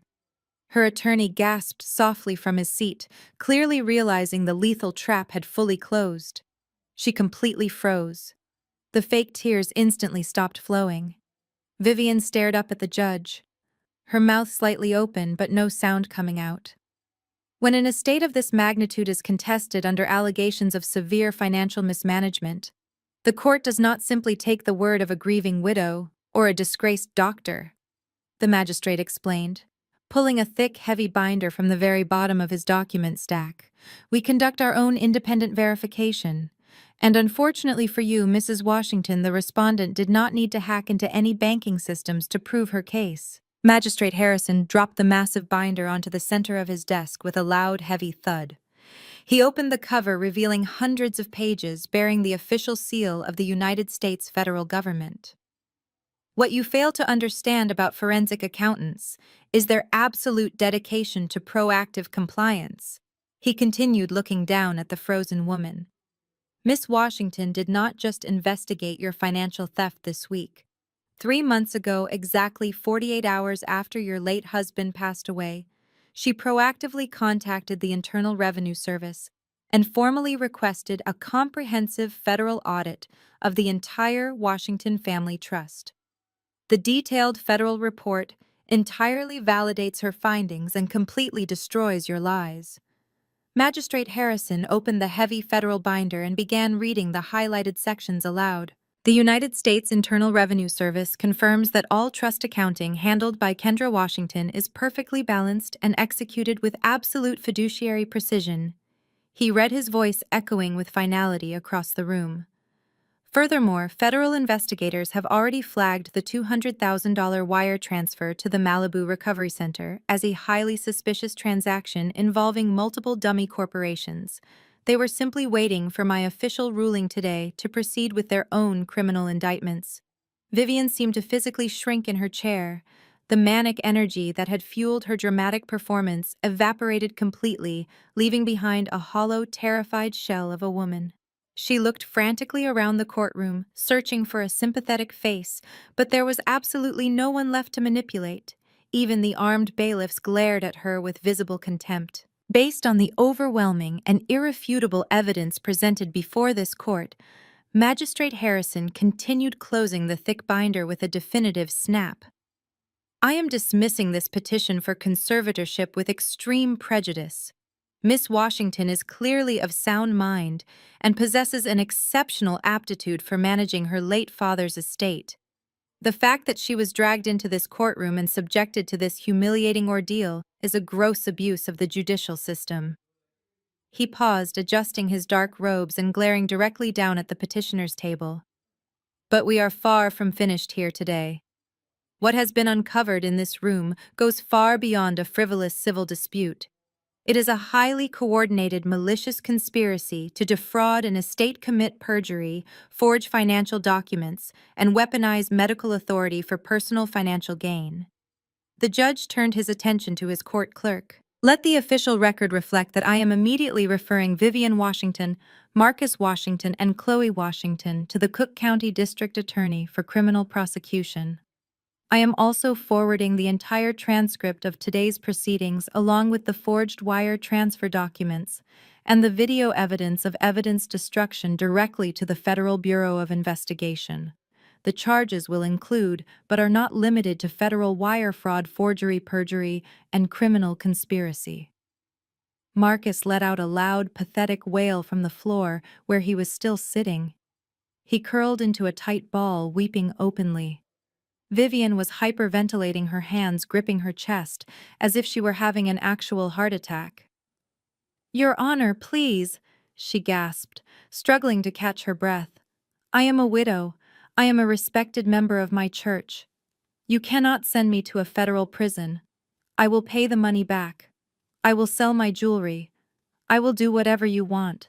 "You cannot buy your way out of federal crimes, Mrs. Washington," the magistrate replied, his tone devoid of any mercy.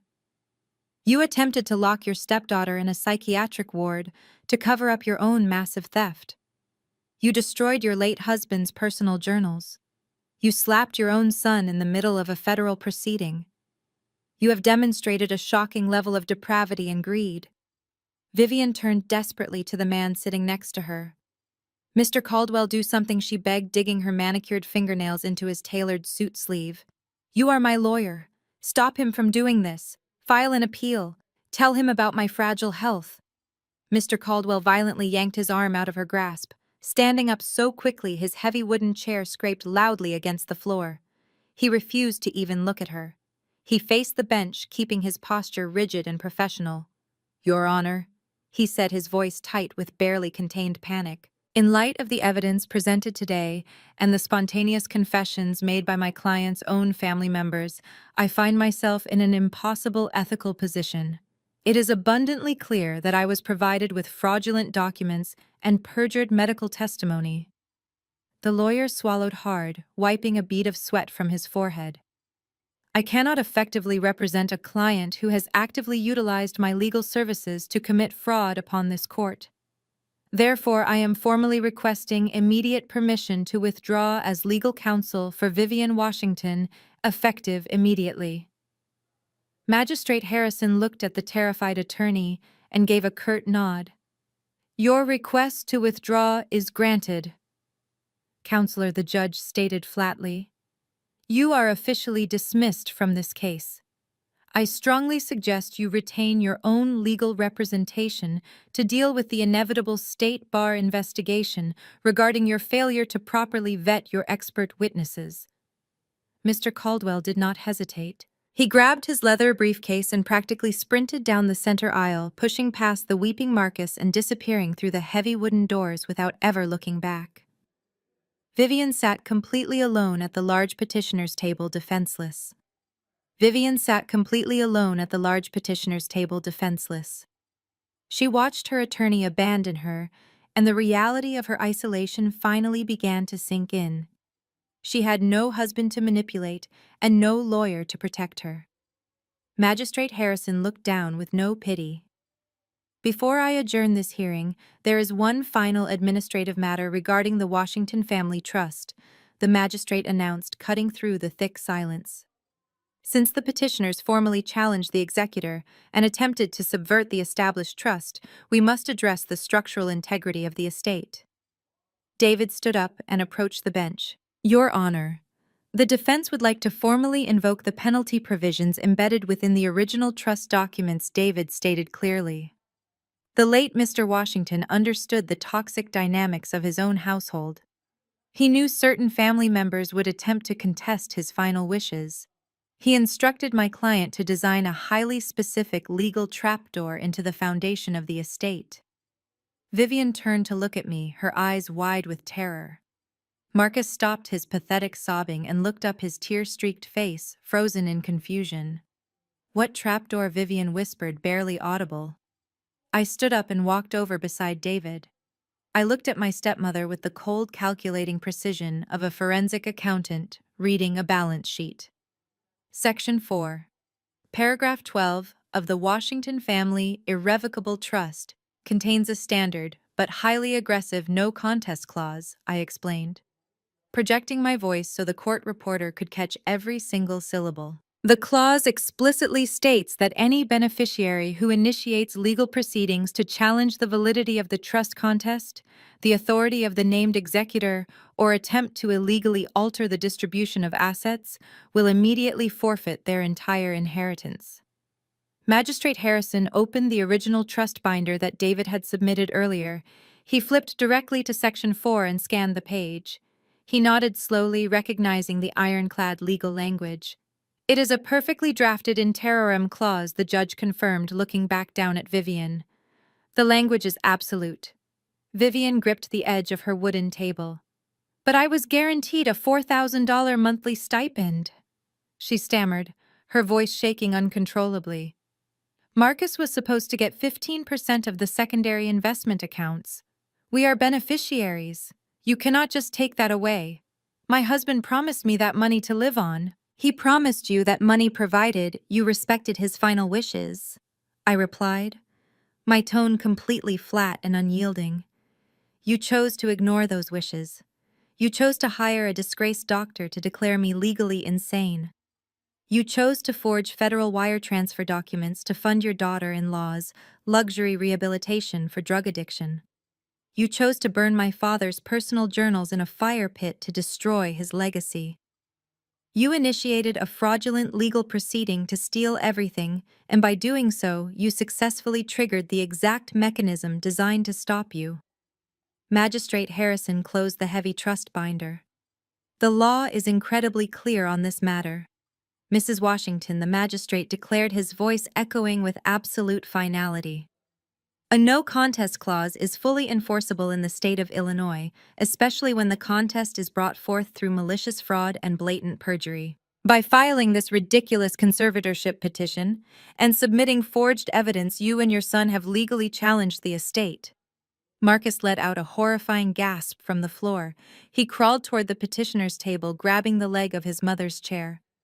"Mom, tell them to stop," he pleaded, his voice completely wrecked. "We need that 15%. Chloe has massive debts. I have nothing left. Tell them we withdraw the petition."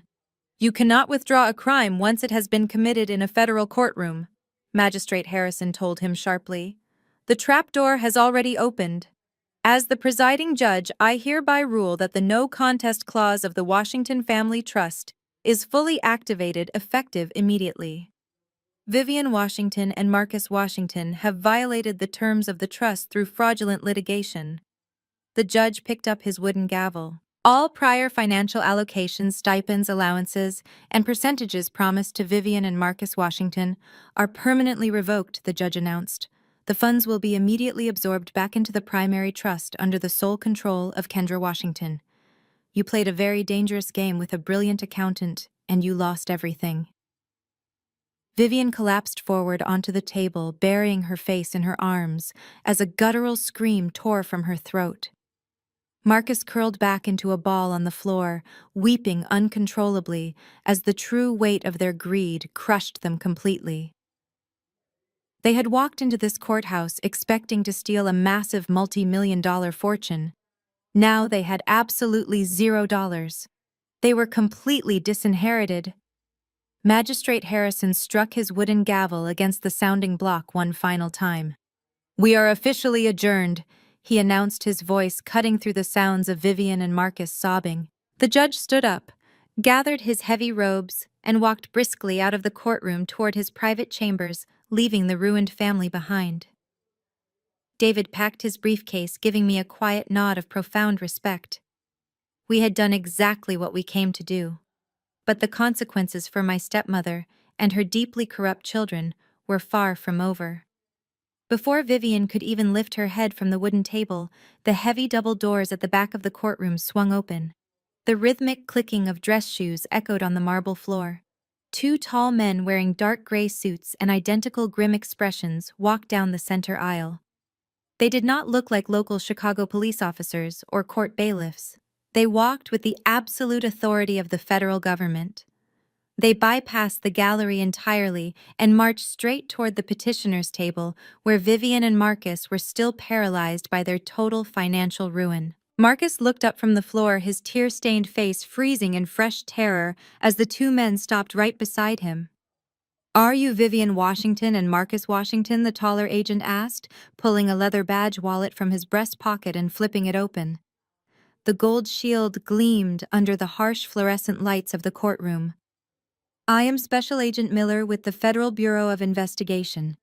We are here to officially take you into federal custody." Vivian gasped, clutching the edge of the table as if it could somehow anchor her to a reality that no longer existed. "Federal custody," she repeated, her voice a fragile, terrified whisper. "You cannot do this. The judge said he was referring the case to the district attorney. We have not even had a trial yet. Please, I am a widow. I am a respected member of my church community. There must be some kind of mistake. Agent Miller did not flinch. His expression remained entirely stoic. The local district attorney will handle your state-level perjury and forgery charges, Mum, he explained, his tone completely void of emotion. However, the $200,000 you successfully stole from the Washington Family Trust was transferred from a bank in Illinois to a luxury rehabilitation facility located in California. When fraudulent funds cross state lines via electronic wire, it immediately becomes a major federal crime. You are being charged with interstate wire fraud, federal conspiracy, and financial embezzlement. You have the right to remain silent. Anything you say can and will be used against you in a court of law. The second agent reached down and grabbed Marcus by the arm, hauling the sobbing grown man up from the floor and forcefully turning him around. The sharp metallic click of handcuffs echoing in the quiet room sounded like a vault door slamming shut on their futures. Just as the agent finished reading Vivian, her Miranda rights, the side door leading to the courthouse holding cells opened. Two local bailiffs escorted Chloe back into the main courtroom to process her transfer. The arrogant, entitled woman who had proudly crashed my apartment and threatened me at a country club was completely gone. Her expensive designer blouse was wrinkled and stained with her own tears. Her perfectly styled blonde hair was a chaotic mess. The heavy metal handcuffs secured her wrists tightly behind her back. Agent Miller turned to look at her. "And you must be Chloe Washington," he said, stepping toward her. "We will be taking over your custody from the local authorities. You are being transferred directly to a federal holding facility to await your arraignment for your role in this interstate wire fraud conspiracy." Chloe stopped walking, her eyes darting frantically around the room. She saw Vivian weeping silently at the table, her hands secured firmly behind her back. She saw Marcus standing against the wall, completely broken and refusing to even look at her. She realized in that exact moment that her wealthy lifestyle, her country club status, and her freedom were permanently erased. Her fake medical diagnosis had destroyed her cousin, and her greed had destroyed her marriage. Then her panicked eyes landed on me. I was standing calmly near the defense table, buttoning my suit jacket and preparing to walk out into the fresh Chicago air. Chloe lunged forward, pulling against the grip of the federal agents holding her arms. "Kendra," she screamed, her voice cracking with raw, desperate terror. "Kendra, please wait. You have to stop them. You have to tell them it was all a terrible misunderstanding." I stopped walking and turned to look at her. I did not smile and I did not gloat. I simply watched the federal agent step forward to take full control of her. "Kendra, please, you have all the money now," Chloe begged, tears streaming down her ruined face as Agent Miller grabbed her arm. "You can hire the best lawyers for us. You can drop the civil charges. We are family, Kendra. We are sisters. Please do not let them put me in a federal prison. I will never survive in there. You have to help your sister." I picked up my leather briefcase and looked her directly in the eyes. I felt absolutely nothing for the woman who had tried to lock me in a psychiatric ward. "I am an only child," I replied, my voice perfectly calm and completely cold. I turned my back on her, leaving the chaotic courtroom behind. I pushed through the heavy wooden doors and walked out into the bright, crisp Chicago afternoon. The cool air filled my lungs, and for the first time in 3 months I felt entirely free. The suffocating weight of my toxic family was finally gone. But my work for the day was not quite finished. I walked down the marble steps, pulled my phone from my pocket, and made 2 very important phone calls. The first was to the premier commercial locksmith in the city. The second was to a private security firm I had kept on retainer since the reading of my father's will. I drove my car directly to the Washington family estate. It was a sprawling brick mansion sitting on 2 acres of perfectly manicured land. This was the house my father built with his own hands and his own brilliant mind. It was the house Vivian believed she was entitled to simply by playing the role of a dutiful wife. When I pulled into the wide circular driveway, the security team was already waiting. 4 large men wearing black tactical uniforms stood near their unmarked vehicles. The locksmith arrived 10 minutes later. I instructed him to completely replace every single deadbolt biometric scanner and electronic keypad on the entire property. The security team began patrolling the perimeter, ensuring every window and side door was completely secured. While the professionals locked down the exterior, I walked inside and headed straight upstairs to the master bedroom. Vivian had spent the last 3 months redecorating this room with expensive custom furniture, using my father's hard-earned money. I found her massive collection of designer luggage in the walk-in closet. I did not fold her clothes or pack her expensive perfumes carefully. I simply grabbed handfuls of her silk dresses, cashmere sweaters, and luxury shoes, tossing them haphazardly into the open suitcases. I zipped the bags shut, dragging them one by one down the grand, sweeping staircase. I hauled them out the heavy mahogany front doors and left them sitting directly on the green grass of the front lawn. I stood on the massive front porch, leaning against the white pillars, and waited. It took exactly 2 hours for the yellow taxicab to slowly pull into the long driveway. Vivian had been temporarily released on her own recognizance pending her formal federal arraignment hearing next week. She stepped out of the cab looking completely exhausted and entirely defeated. The polished church lady mask was permanently gone. Her navy blue suit was wrinkled and her hair was completely unraveled. She paid the driver and turned toward the house. She stopped dead in her tracks when she saw the 4 private security guards standing silently on the front porch. Then her eyes darted down to the massive pile of designer luggage scattered carelessly across the immaculate green lawn. She looked up and saw me standing near the heavy wooden doors, holding a single piece of paper in my hand. "What is this?" she demanded, her voice shaking with a pathetic mixture of exhaustion and residual arrogance. "You cannot legally lock me out of my own home, Kendra. I am still your late father's legal widow.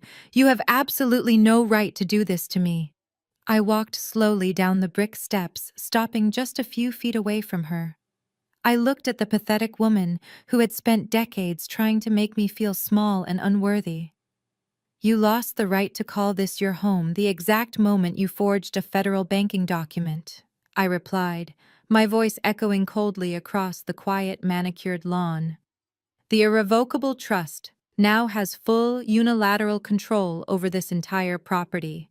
Since you triggered the penalty clause, you are legally classified as an unauthorized trespasser. If you step foot on that porch, my security team will immediately have you arrested for criminal trespassing, and that will certainly complicate your pending federal indictment."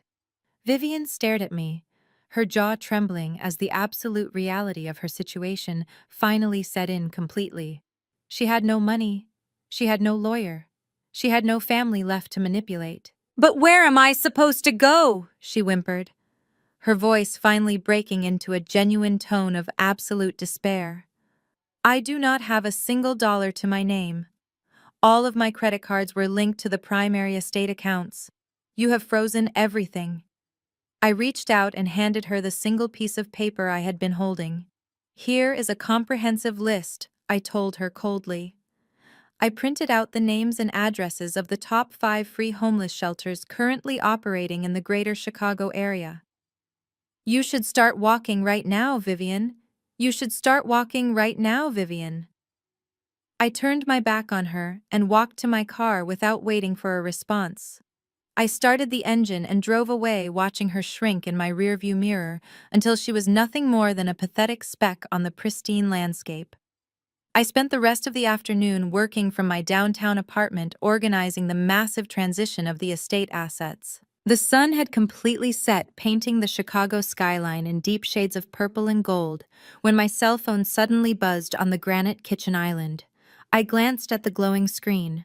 The caller ID displayed a generic toll-free number. I accepted the call and pressed the speaker button.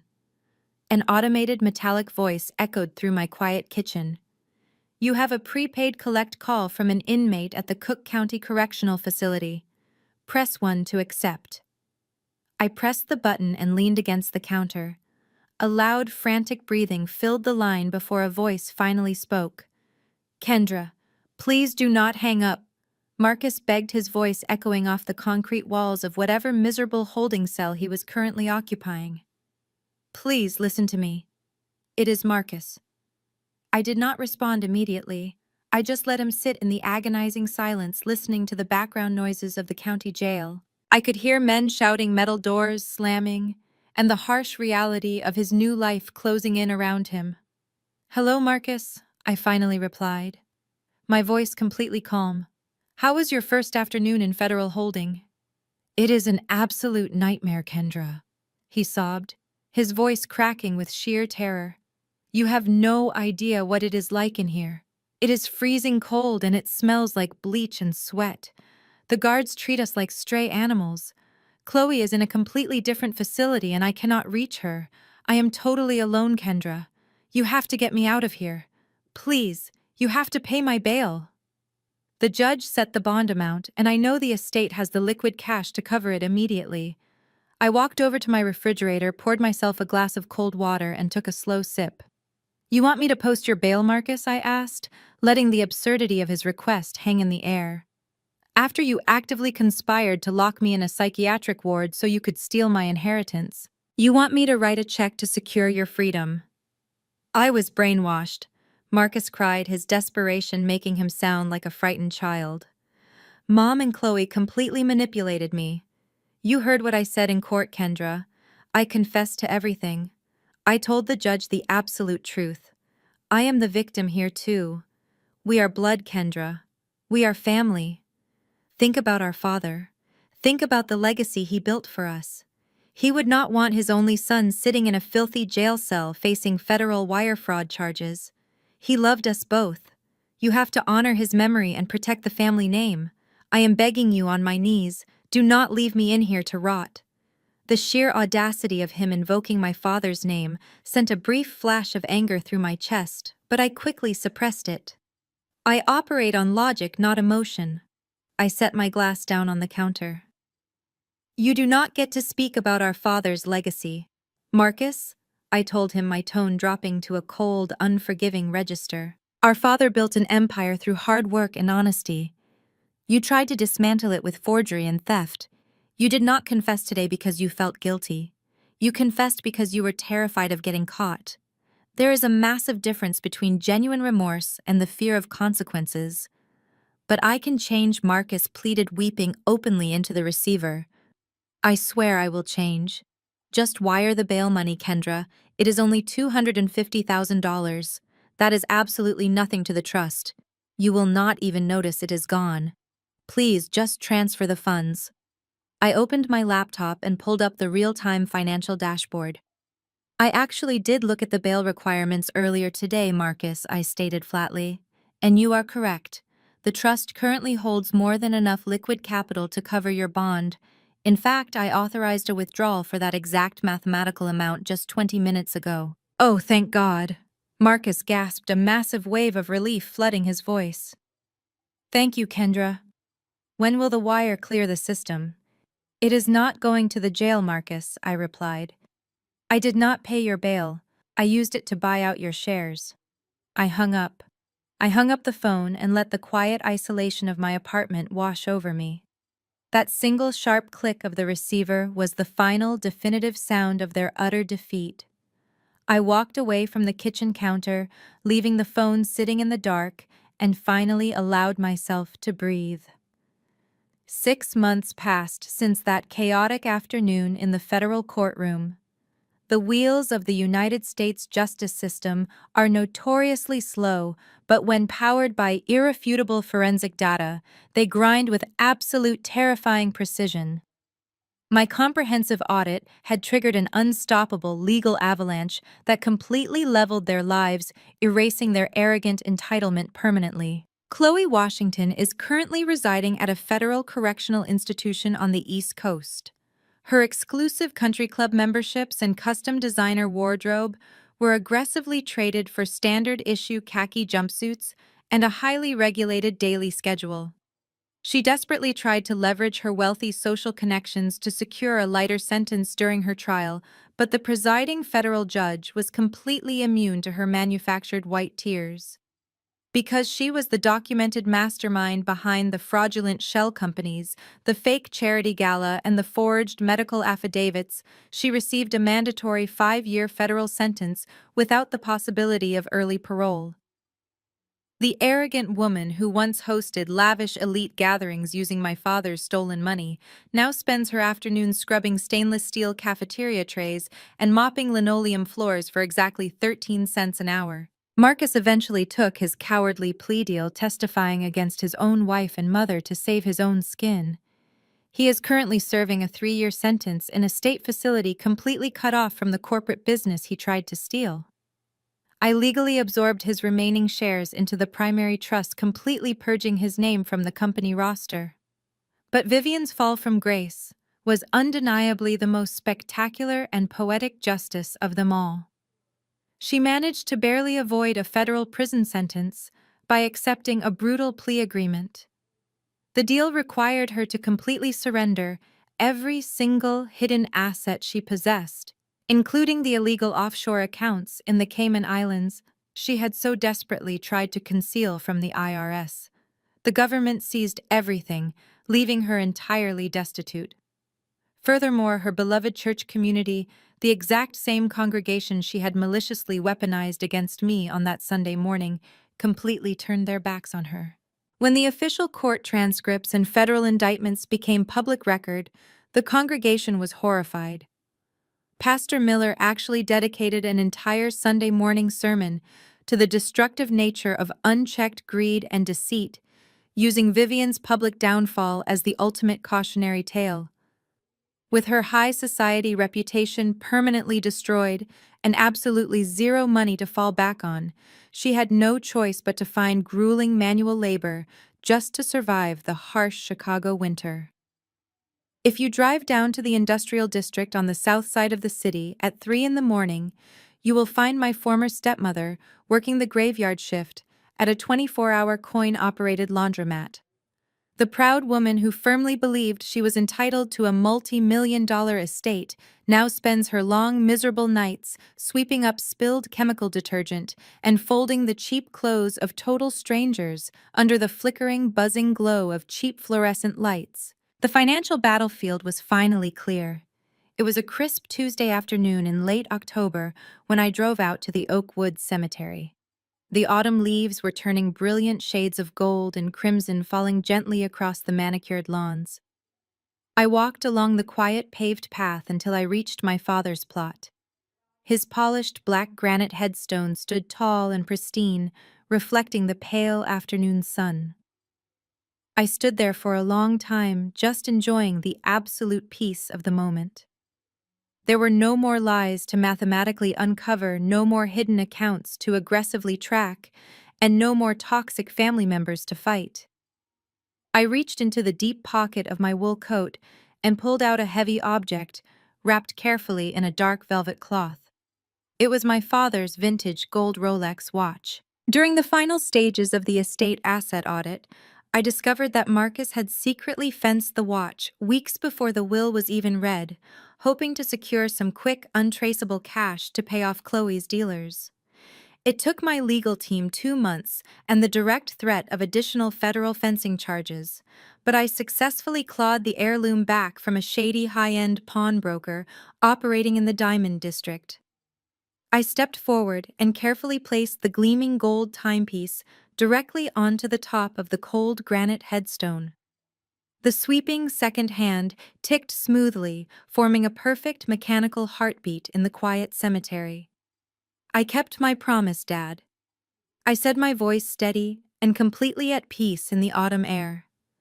"I protected the empire you built, and I will never let anyone take it away." I turned away from the black granite headstone and walked back to my car, leaving the cemetery and my toxic family firmly in the past. Today I sit behind a massive slab of polished mahogany, in a sprawling corner office overlooking the very same Chicago skyline that once served as the backdrop for their pathetic courtroom theatrics. The morning sun pours through the floor to ceiling glass windows, warming the heavy leather of my executive chair. The Washington Family Trust is no longer just a defensive stronghold protecting my father's assets from greedy hands. It is a thriving, expanding financial empire, and I am the sole architect of its future. I spend my days managing a multi-million-dollar portfolio, making aggressive corporate acquisitions, and ensuring that the legacy my father built continues to grow exponentially. There is no more hiding in the shadows of my stepmother's loud, obnoxious demands. There are no more fake wellness coaches knocking on my apartment door or forged medical documents threatening my freedom. There is only the quiet, deeply satisfying hum of total control. When I look back at the chaotic sequence of events that led me to this executive chair, the most glaring mistake my family made was a simple, arrogant miscalculation of character. Vivian, Marcus, and Chloe all operated under the exact same fatal delusion. They genuinely believed that my silence was a symptom of inherent weakness. They thought because I did not scream in the middle of church services or throw violent temper tantrums in elite country clubs that I was somehow incapable of fighting back. Toxic people always rely on volume and theatrical manipulation to control the narrative. They assume that if they yell loud enough, cry hard enough, and perform for the right audience, the truth will simply bend to their will. They are so accustomed to bulldozing over emotionally vulnerable people that they completely short-circuit when they encounter an immovable object. But the truth does not care about your volume. The truth only cares about the receipts.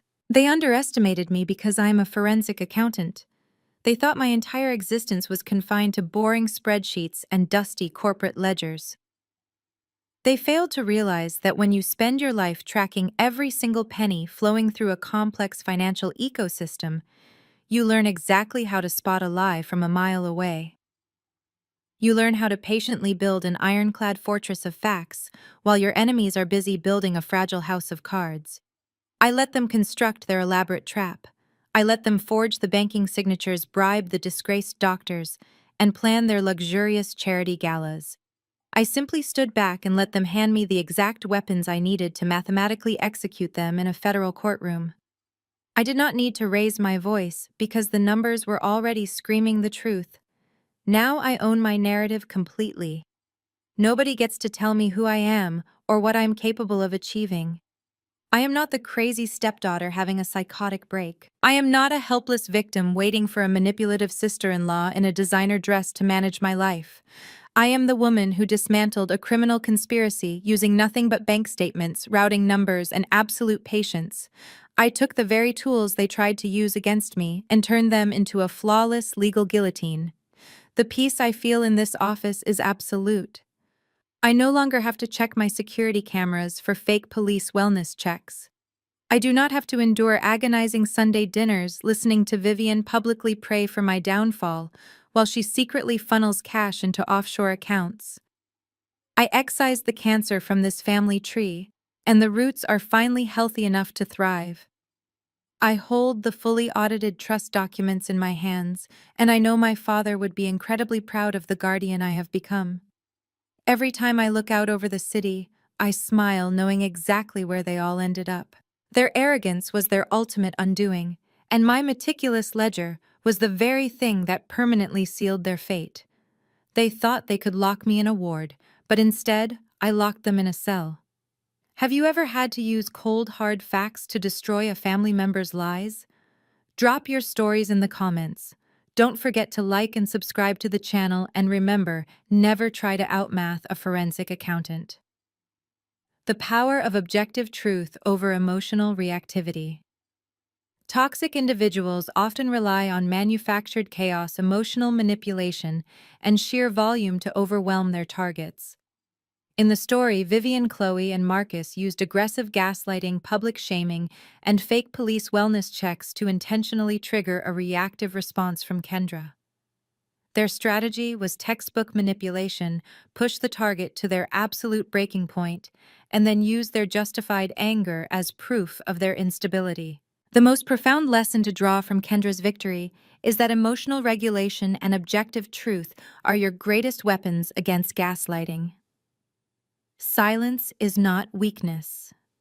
Manipulators expect you to loudly defend yourself. By refusing to engage in their theatrical screaming matches, Kendra deprived them of the emotional ammunition they desperately needed to build their false narrative. Facts destroy the fog of lies. Toxic behavior thrives in the ambiguity of he said, she said arguments. Kendra anchored herself entirely in verifiable reality, relying on bank routing numbers, high-definition security footage, and ironclad legal clauses. When confronted with deceit in our own lives, our natural instinct is often to fight fire with fire. We want to shout our innocence and demand justice loudly. However, true power lies in stepping back and letting the facts do the heavy lifting. A meticulously built fortress of truth will always outlast a fragile house of cards built on lies. Kendra's journey teaches us that you do not need to out-yell a manipulator. You simply need to out-prepare them. Stay grounded, keep your receipts, and never let someone else's chaos dictate your reality. If this story resonated with you, take a moment to evaluate your own boundaries and start documenting the objective truth in your life today.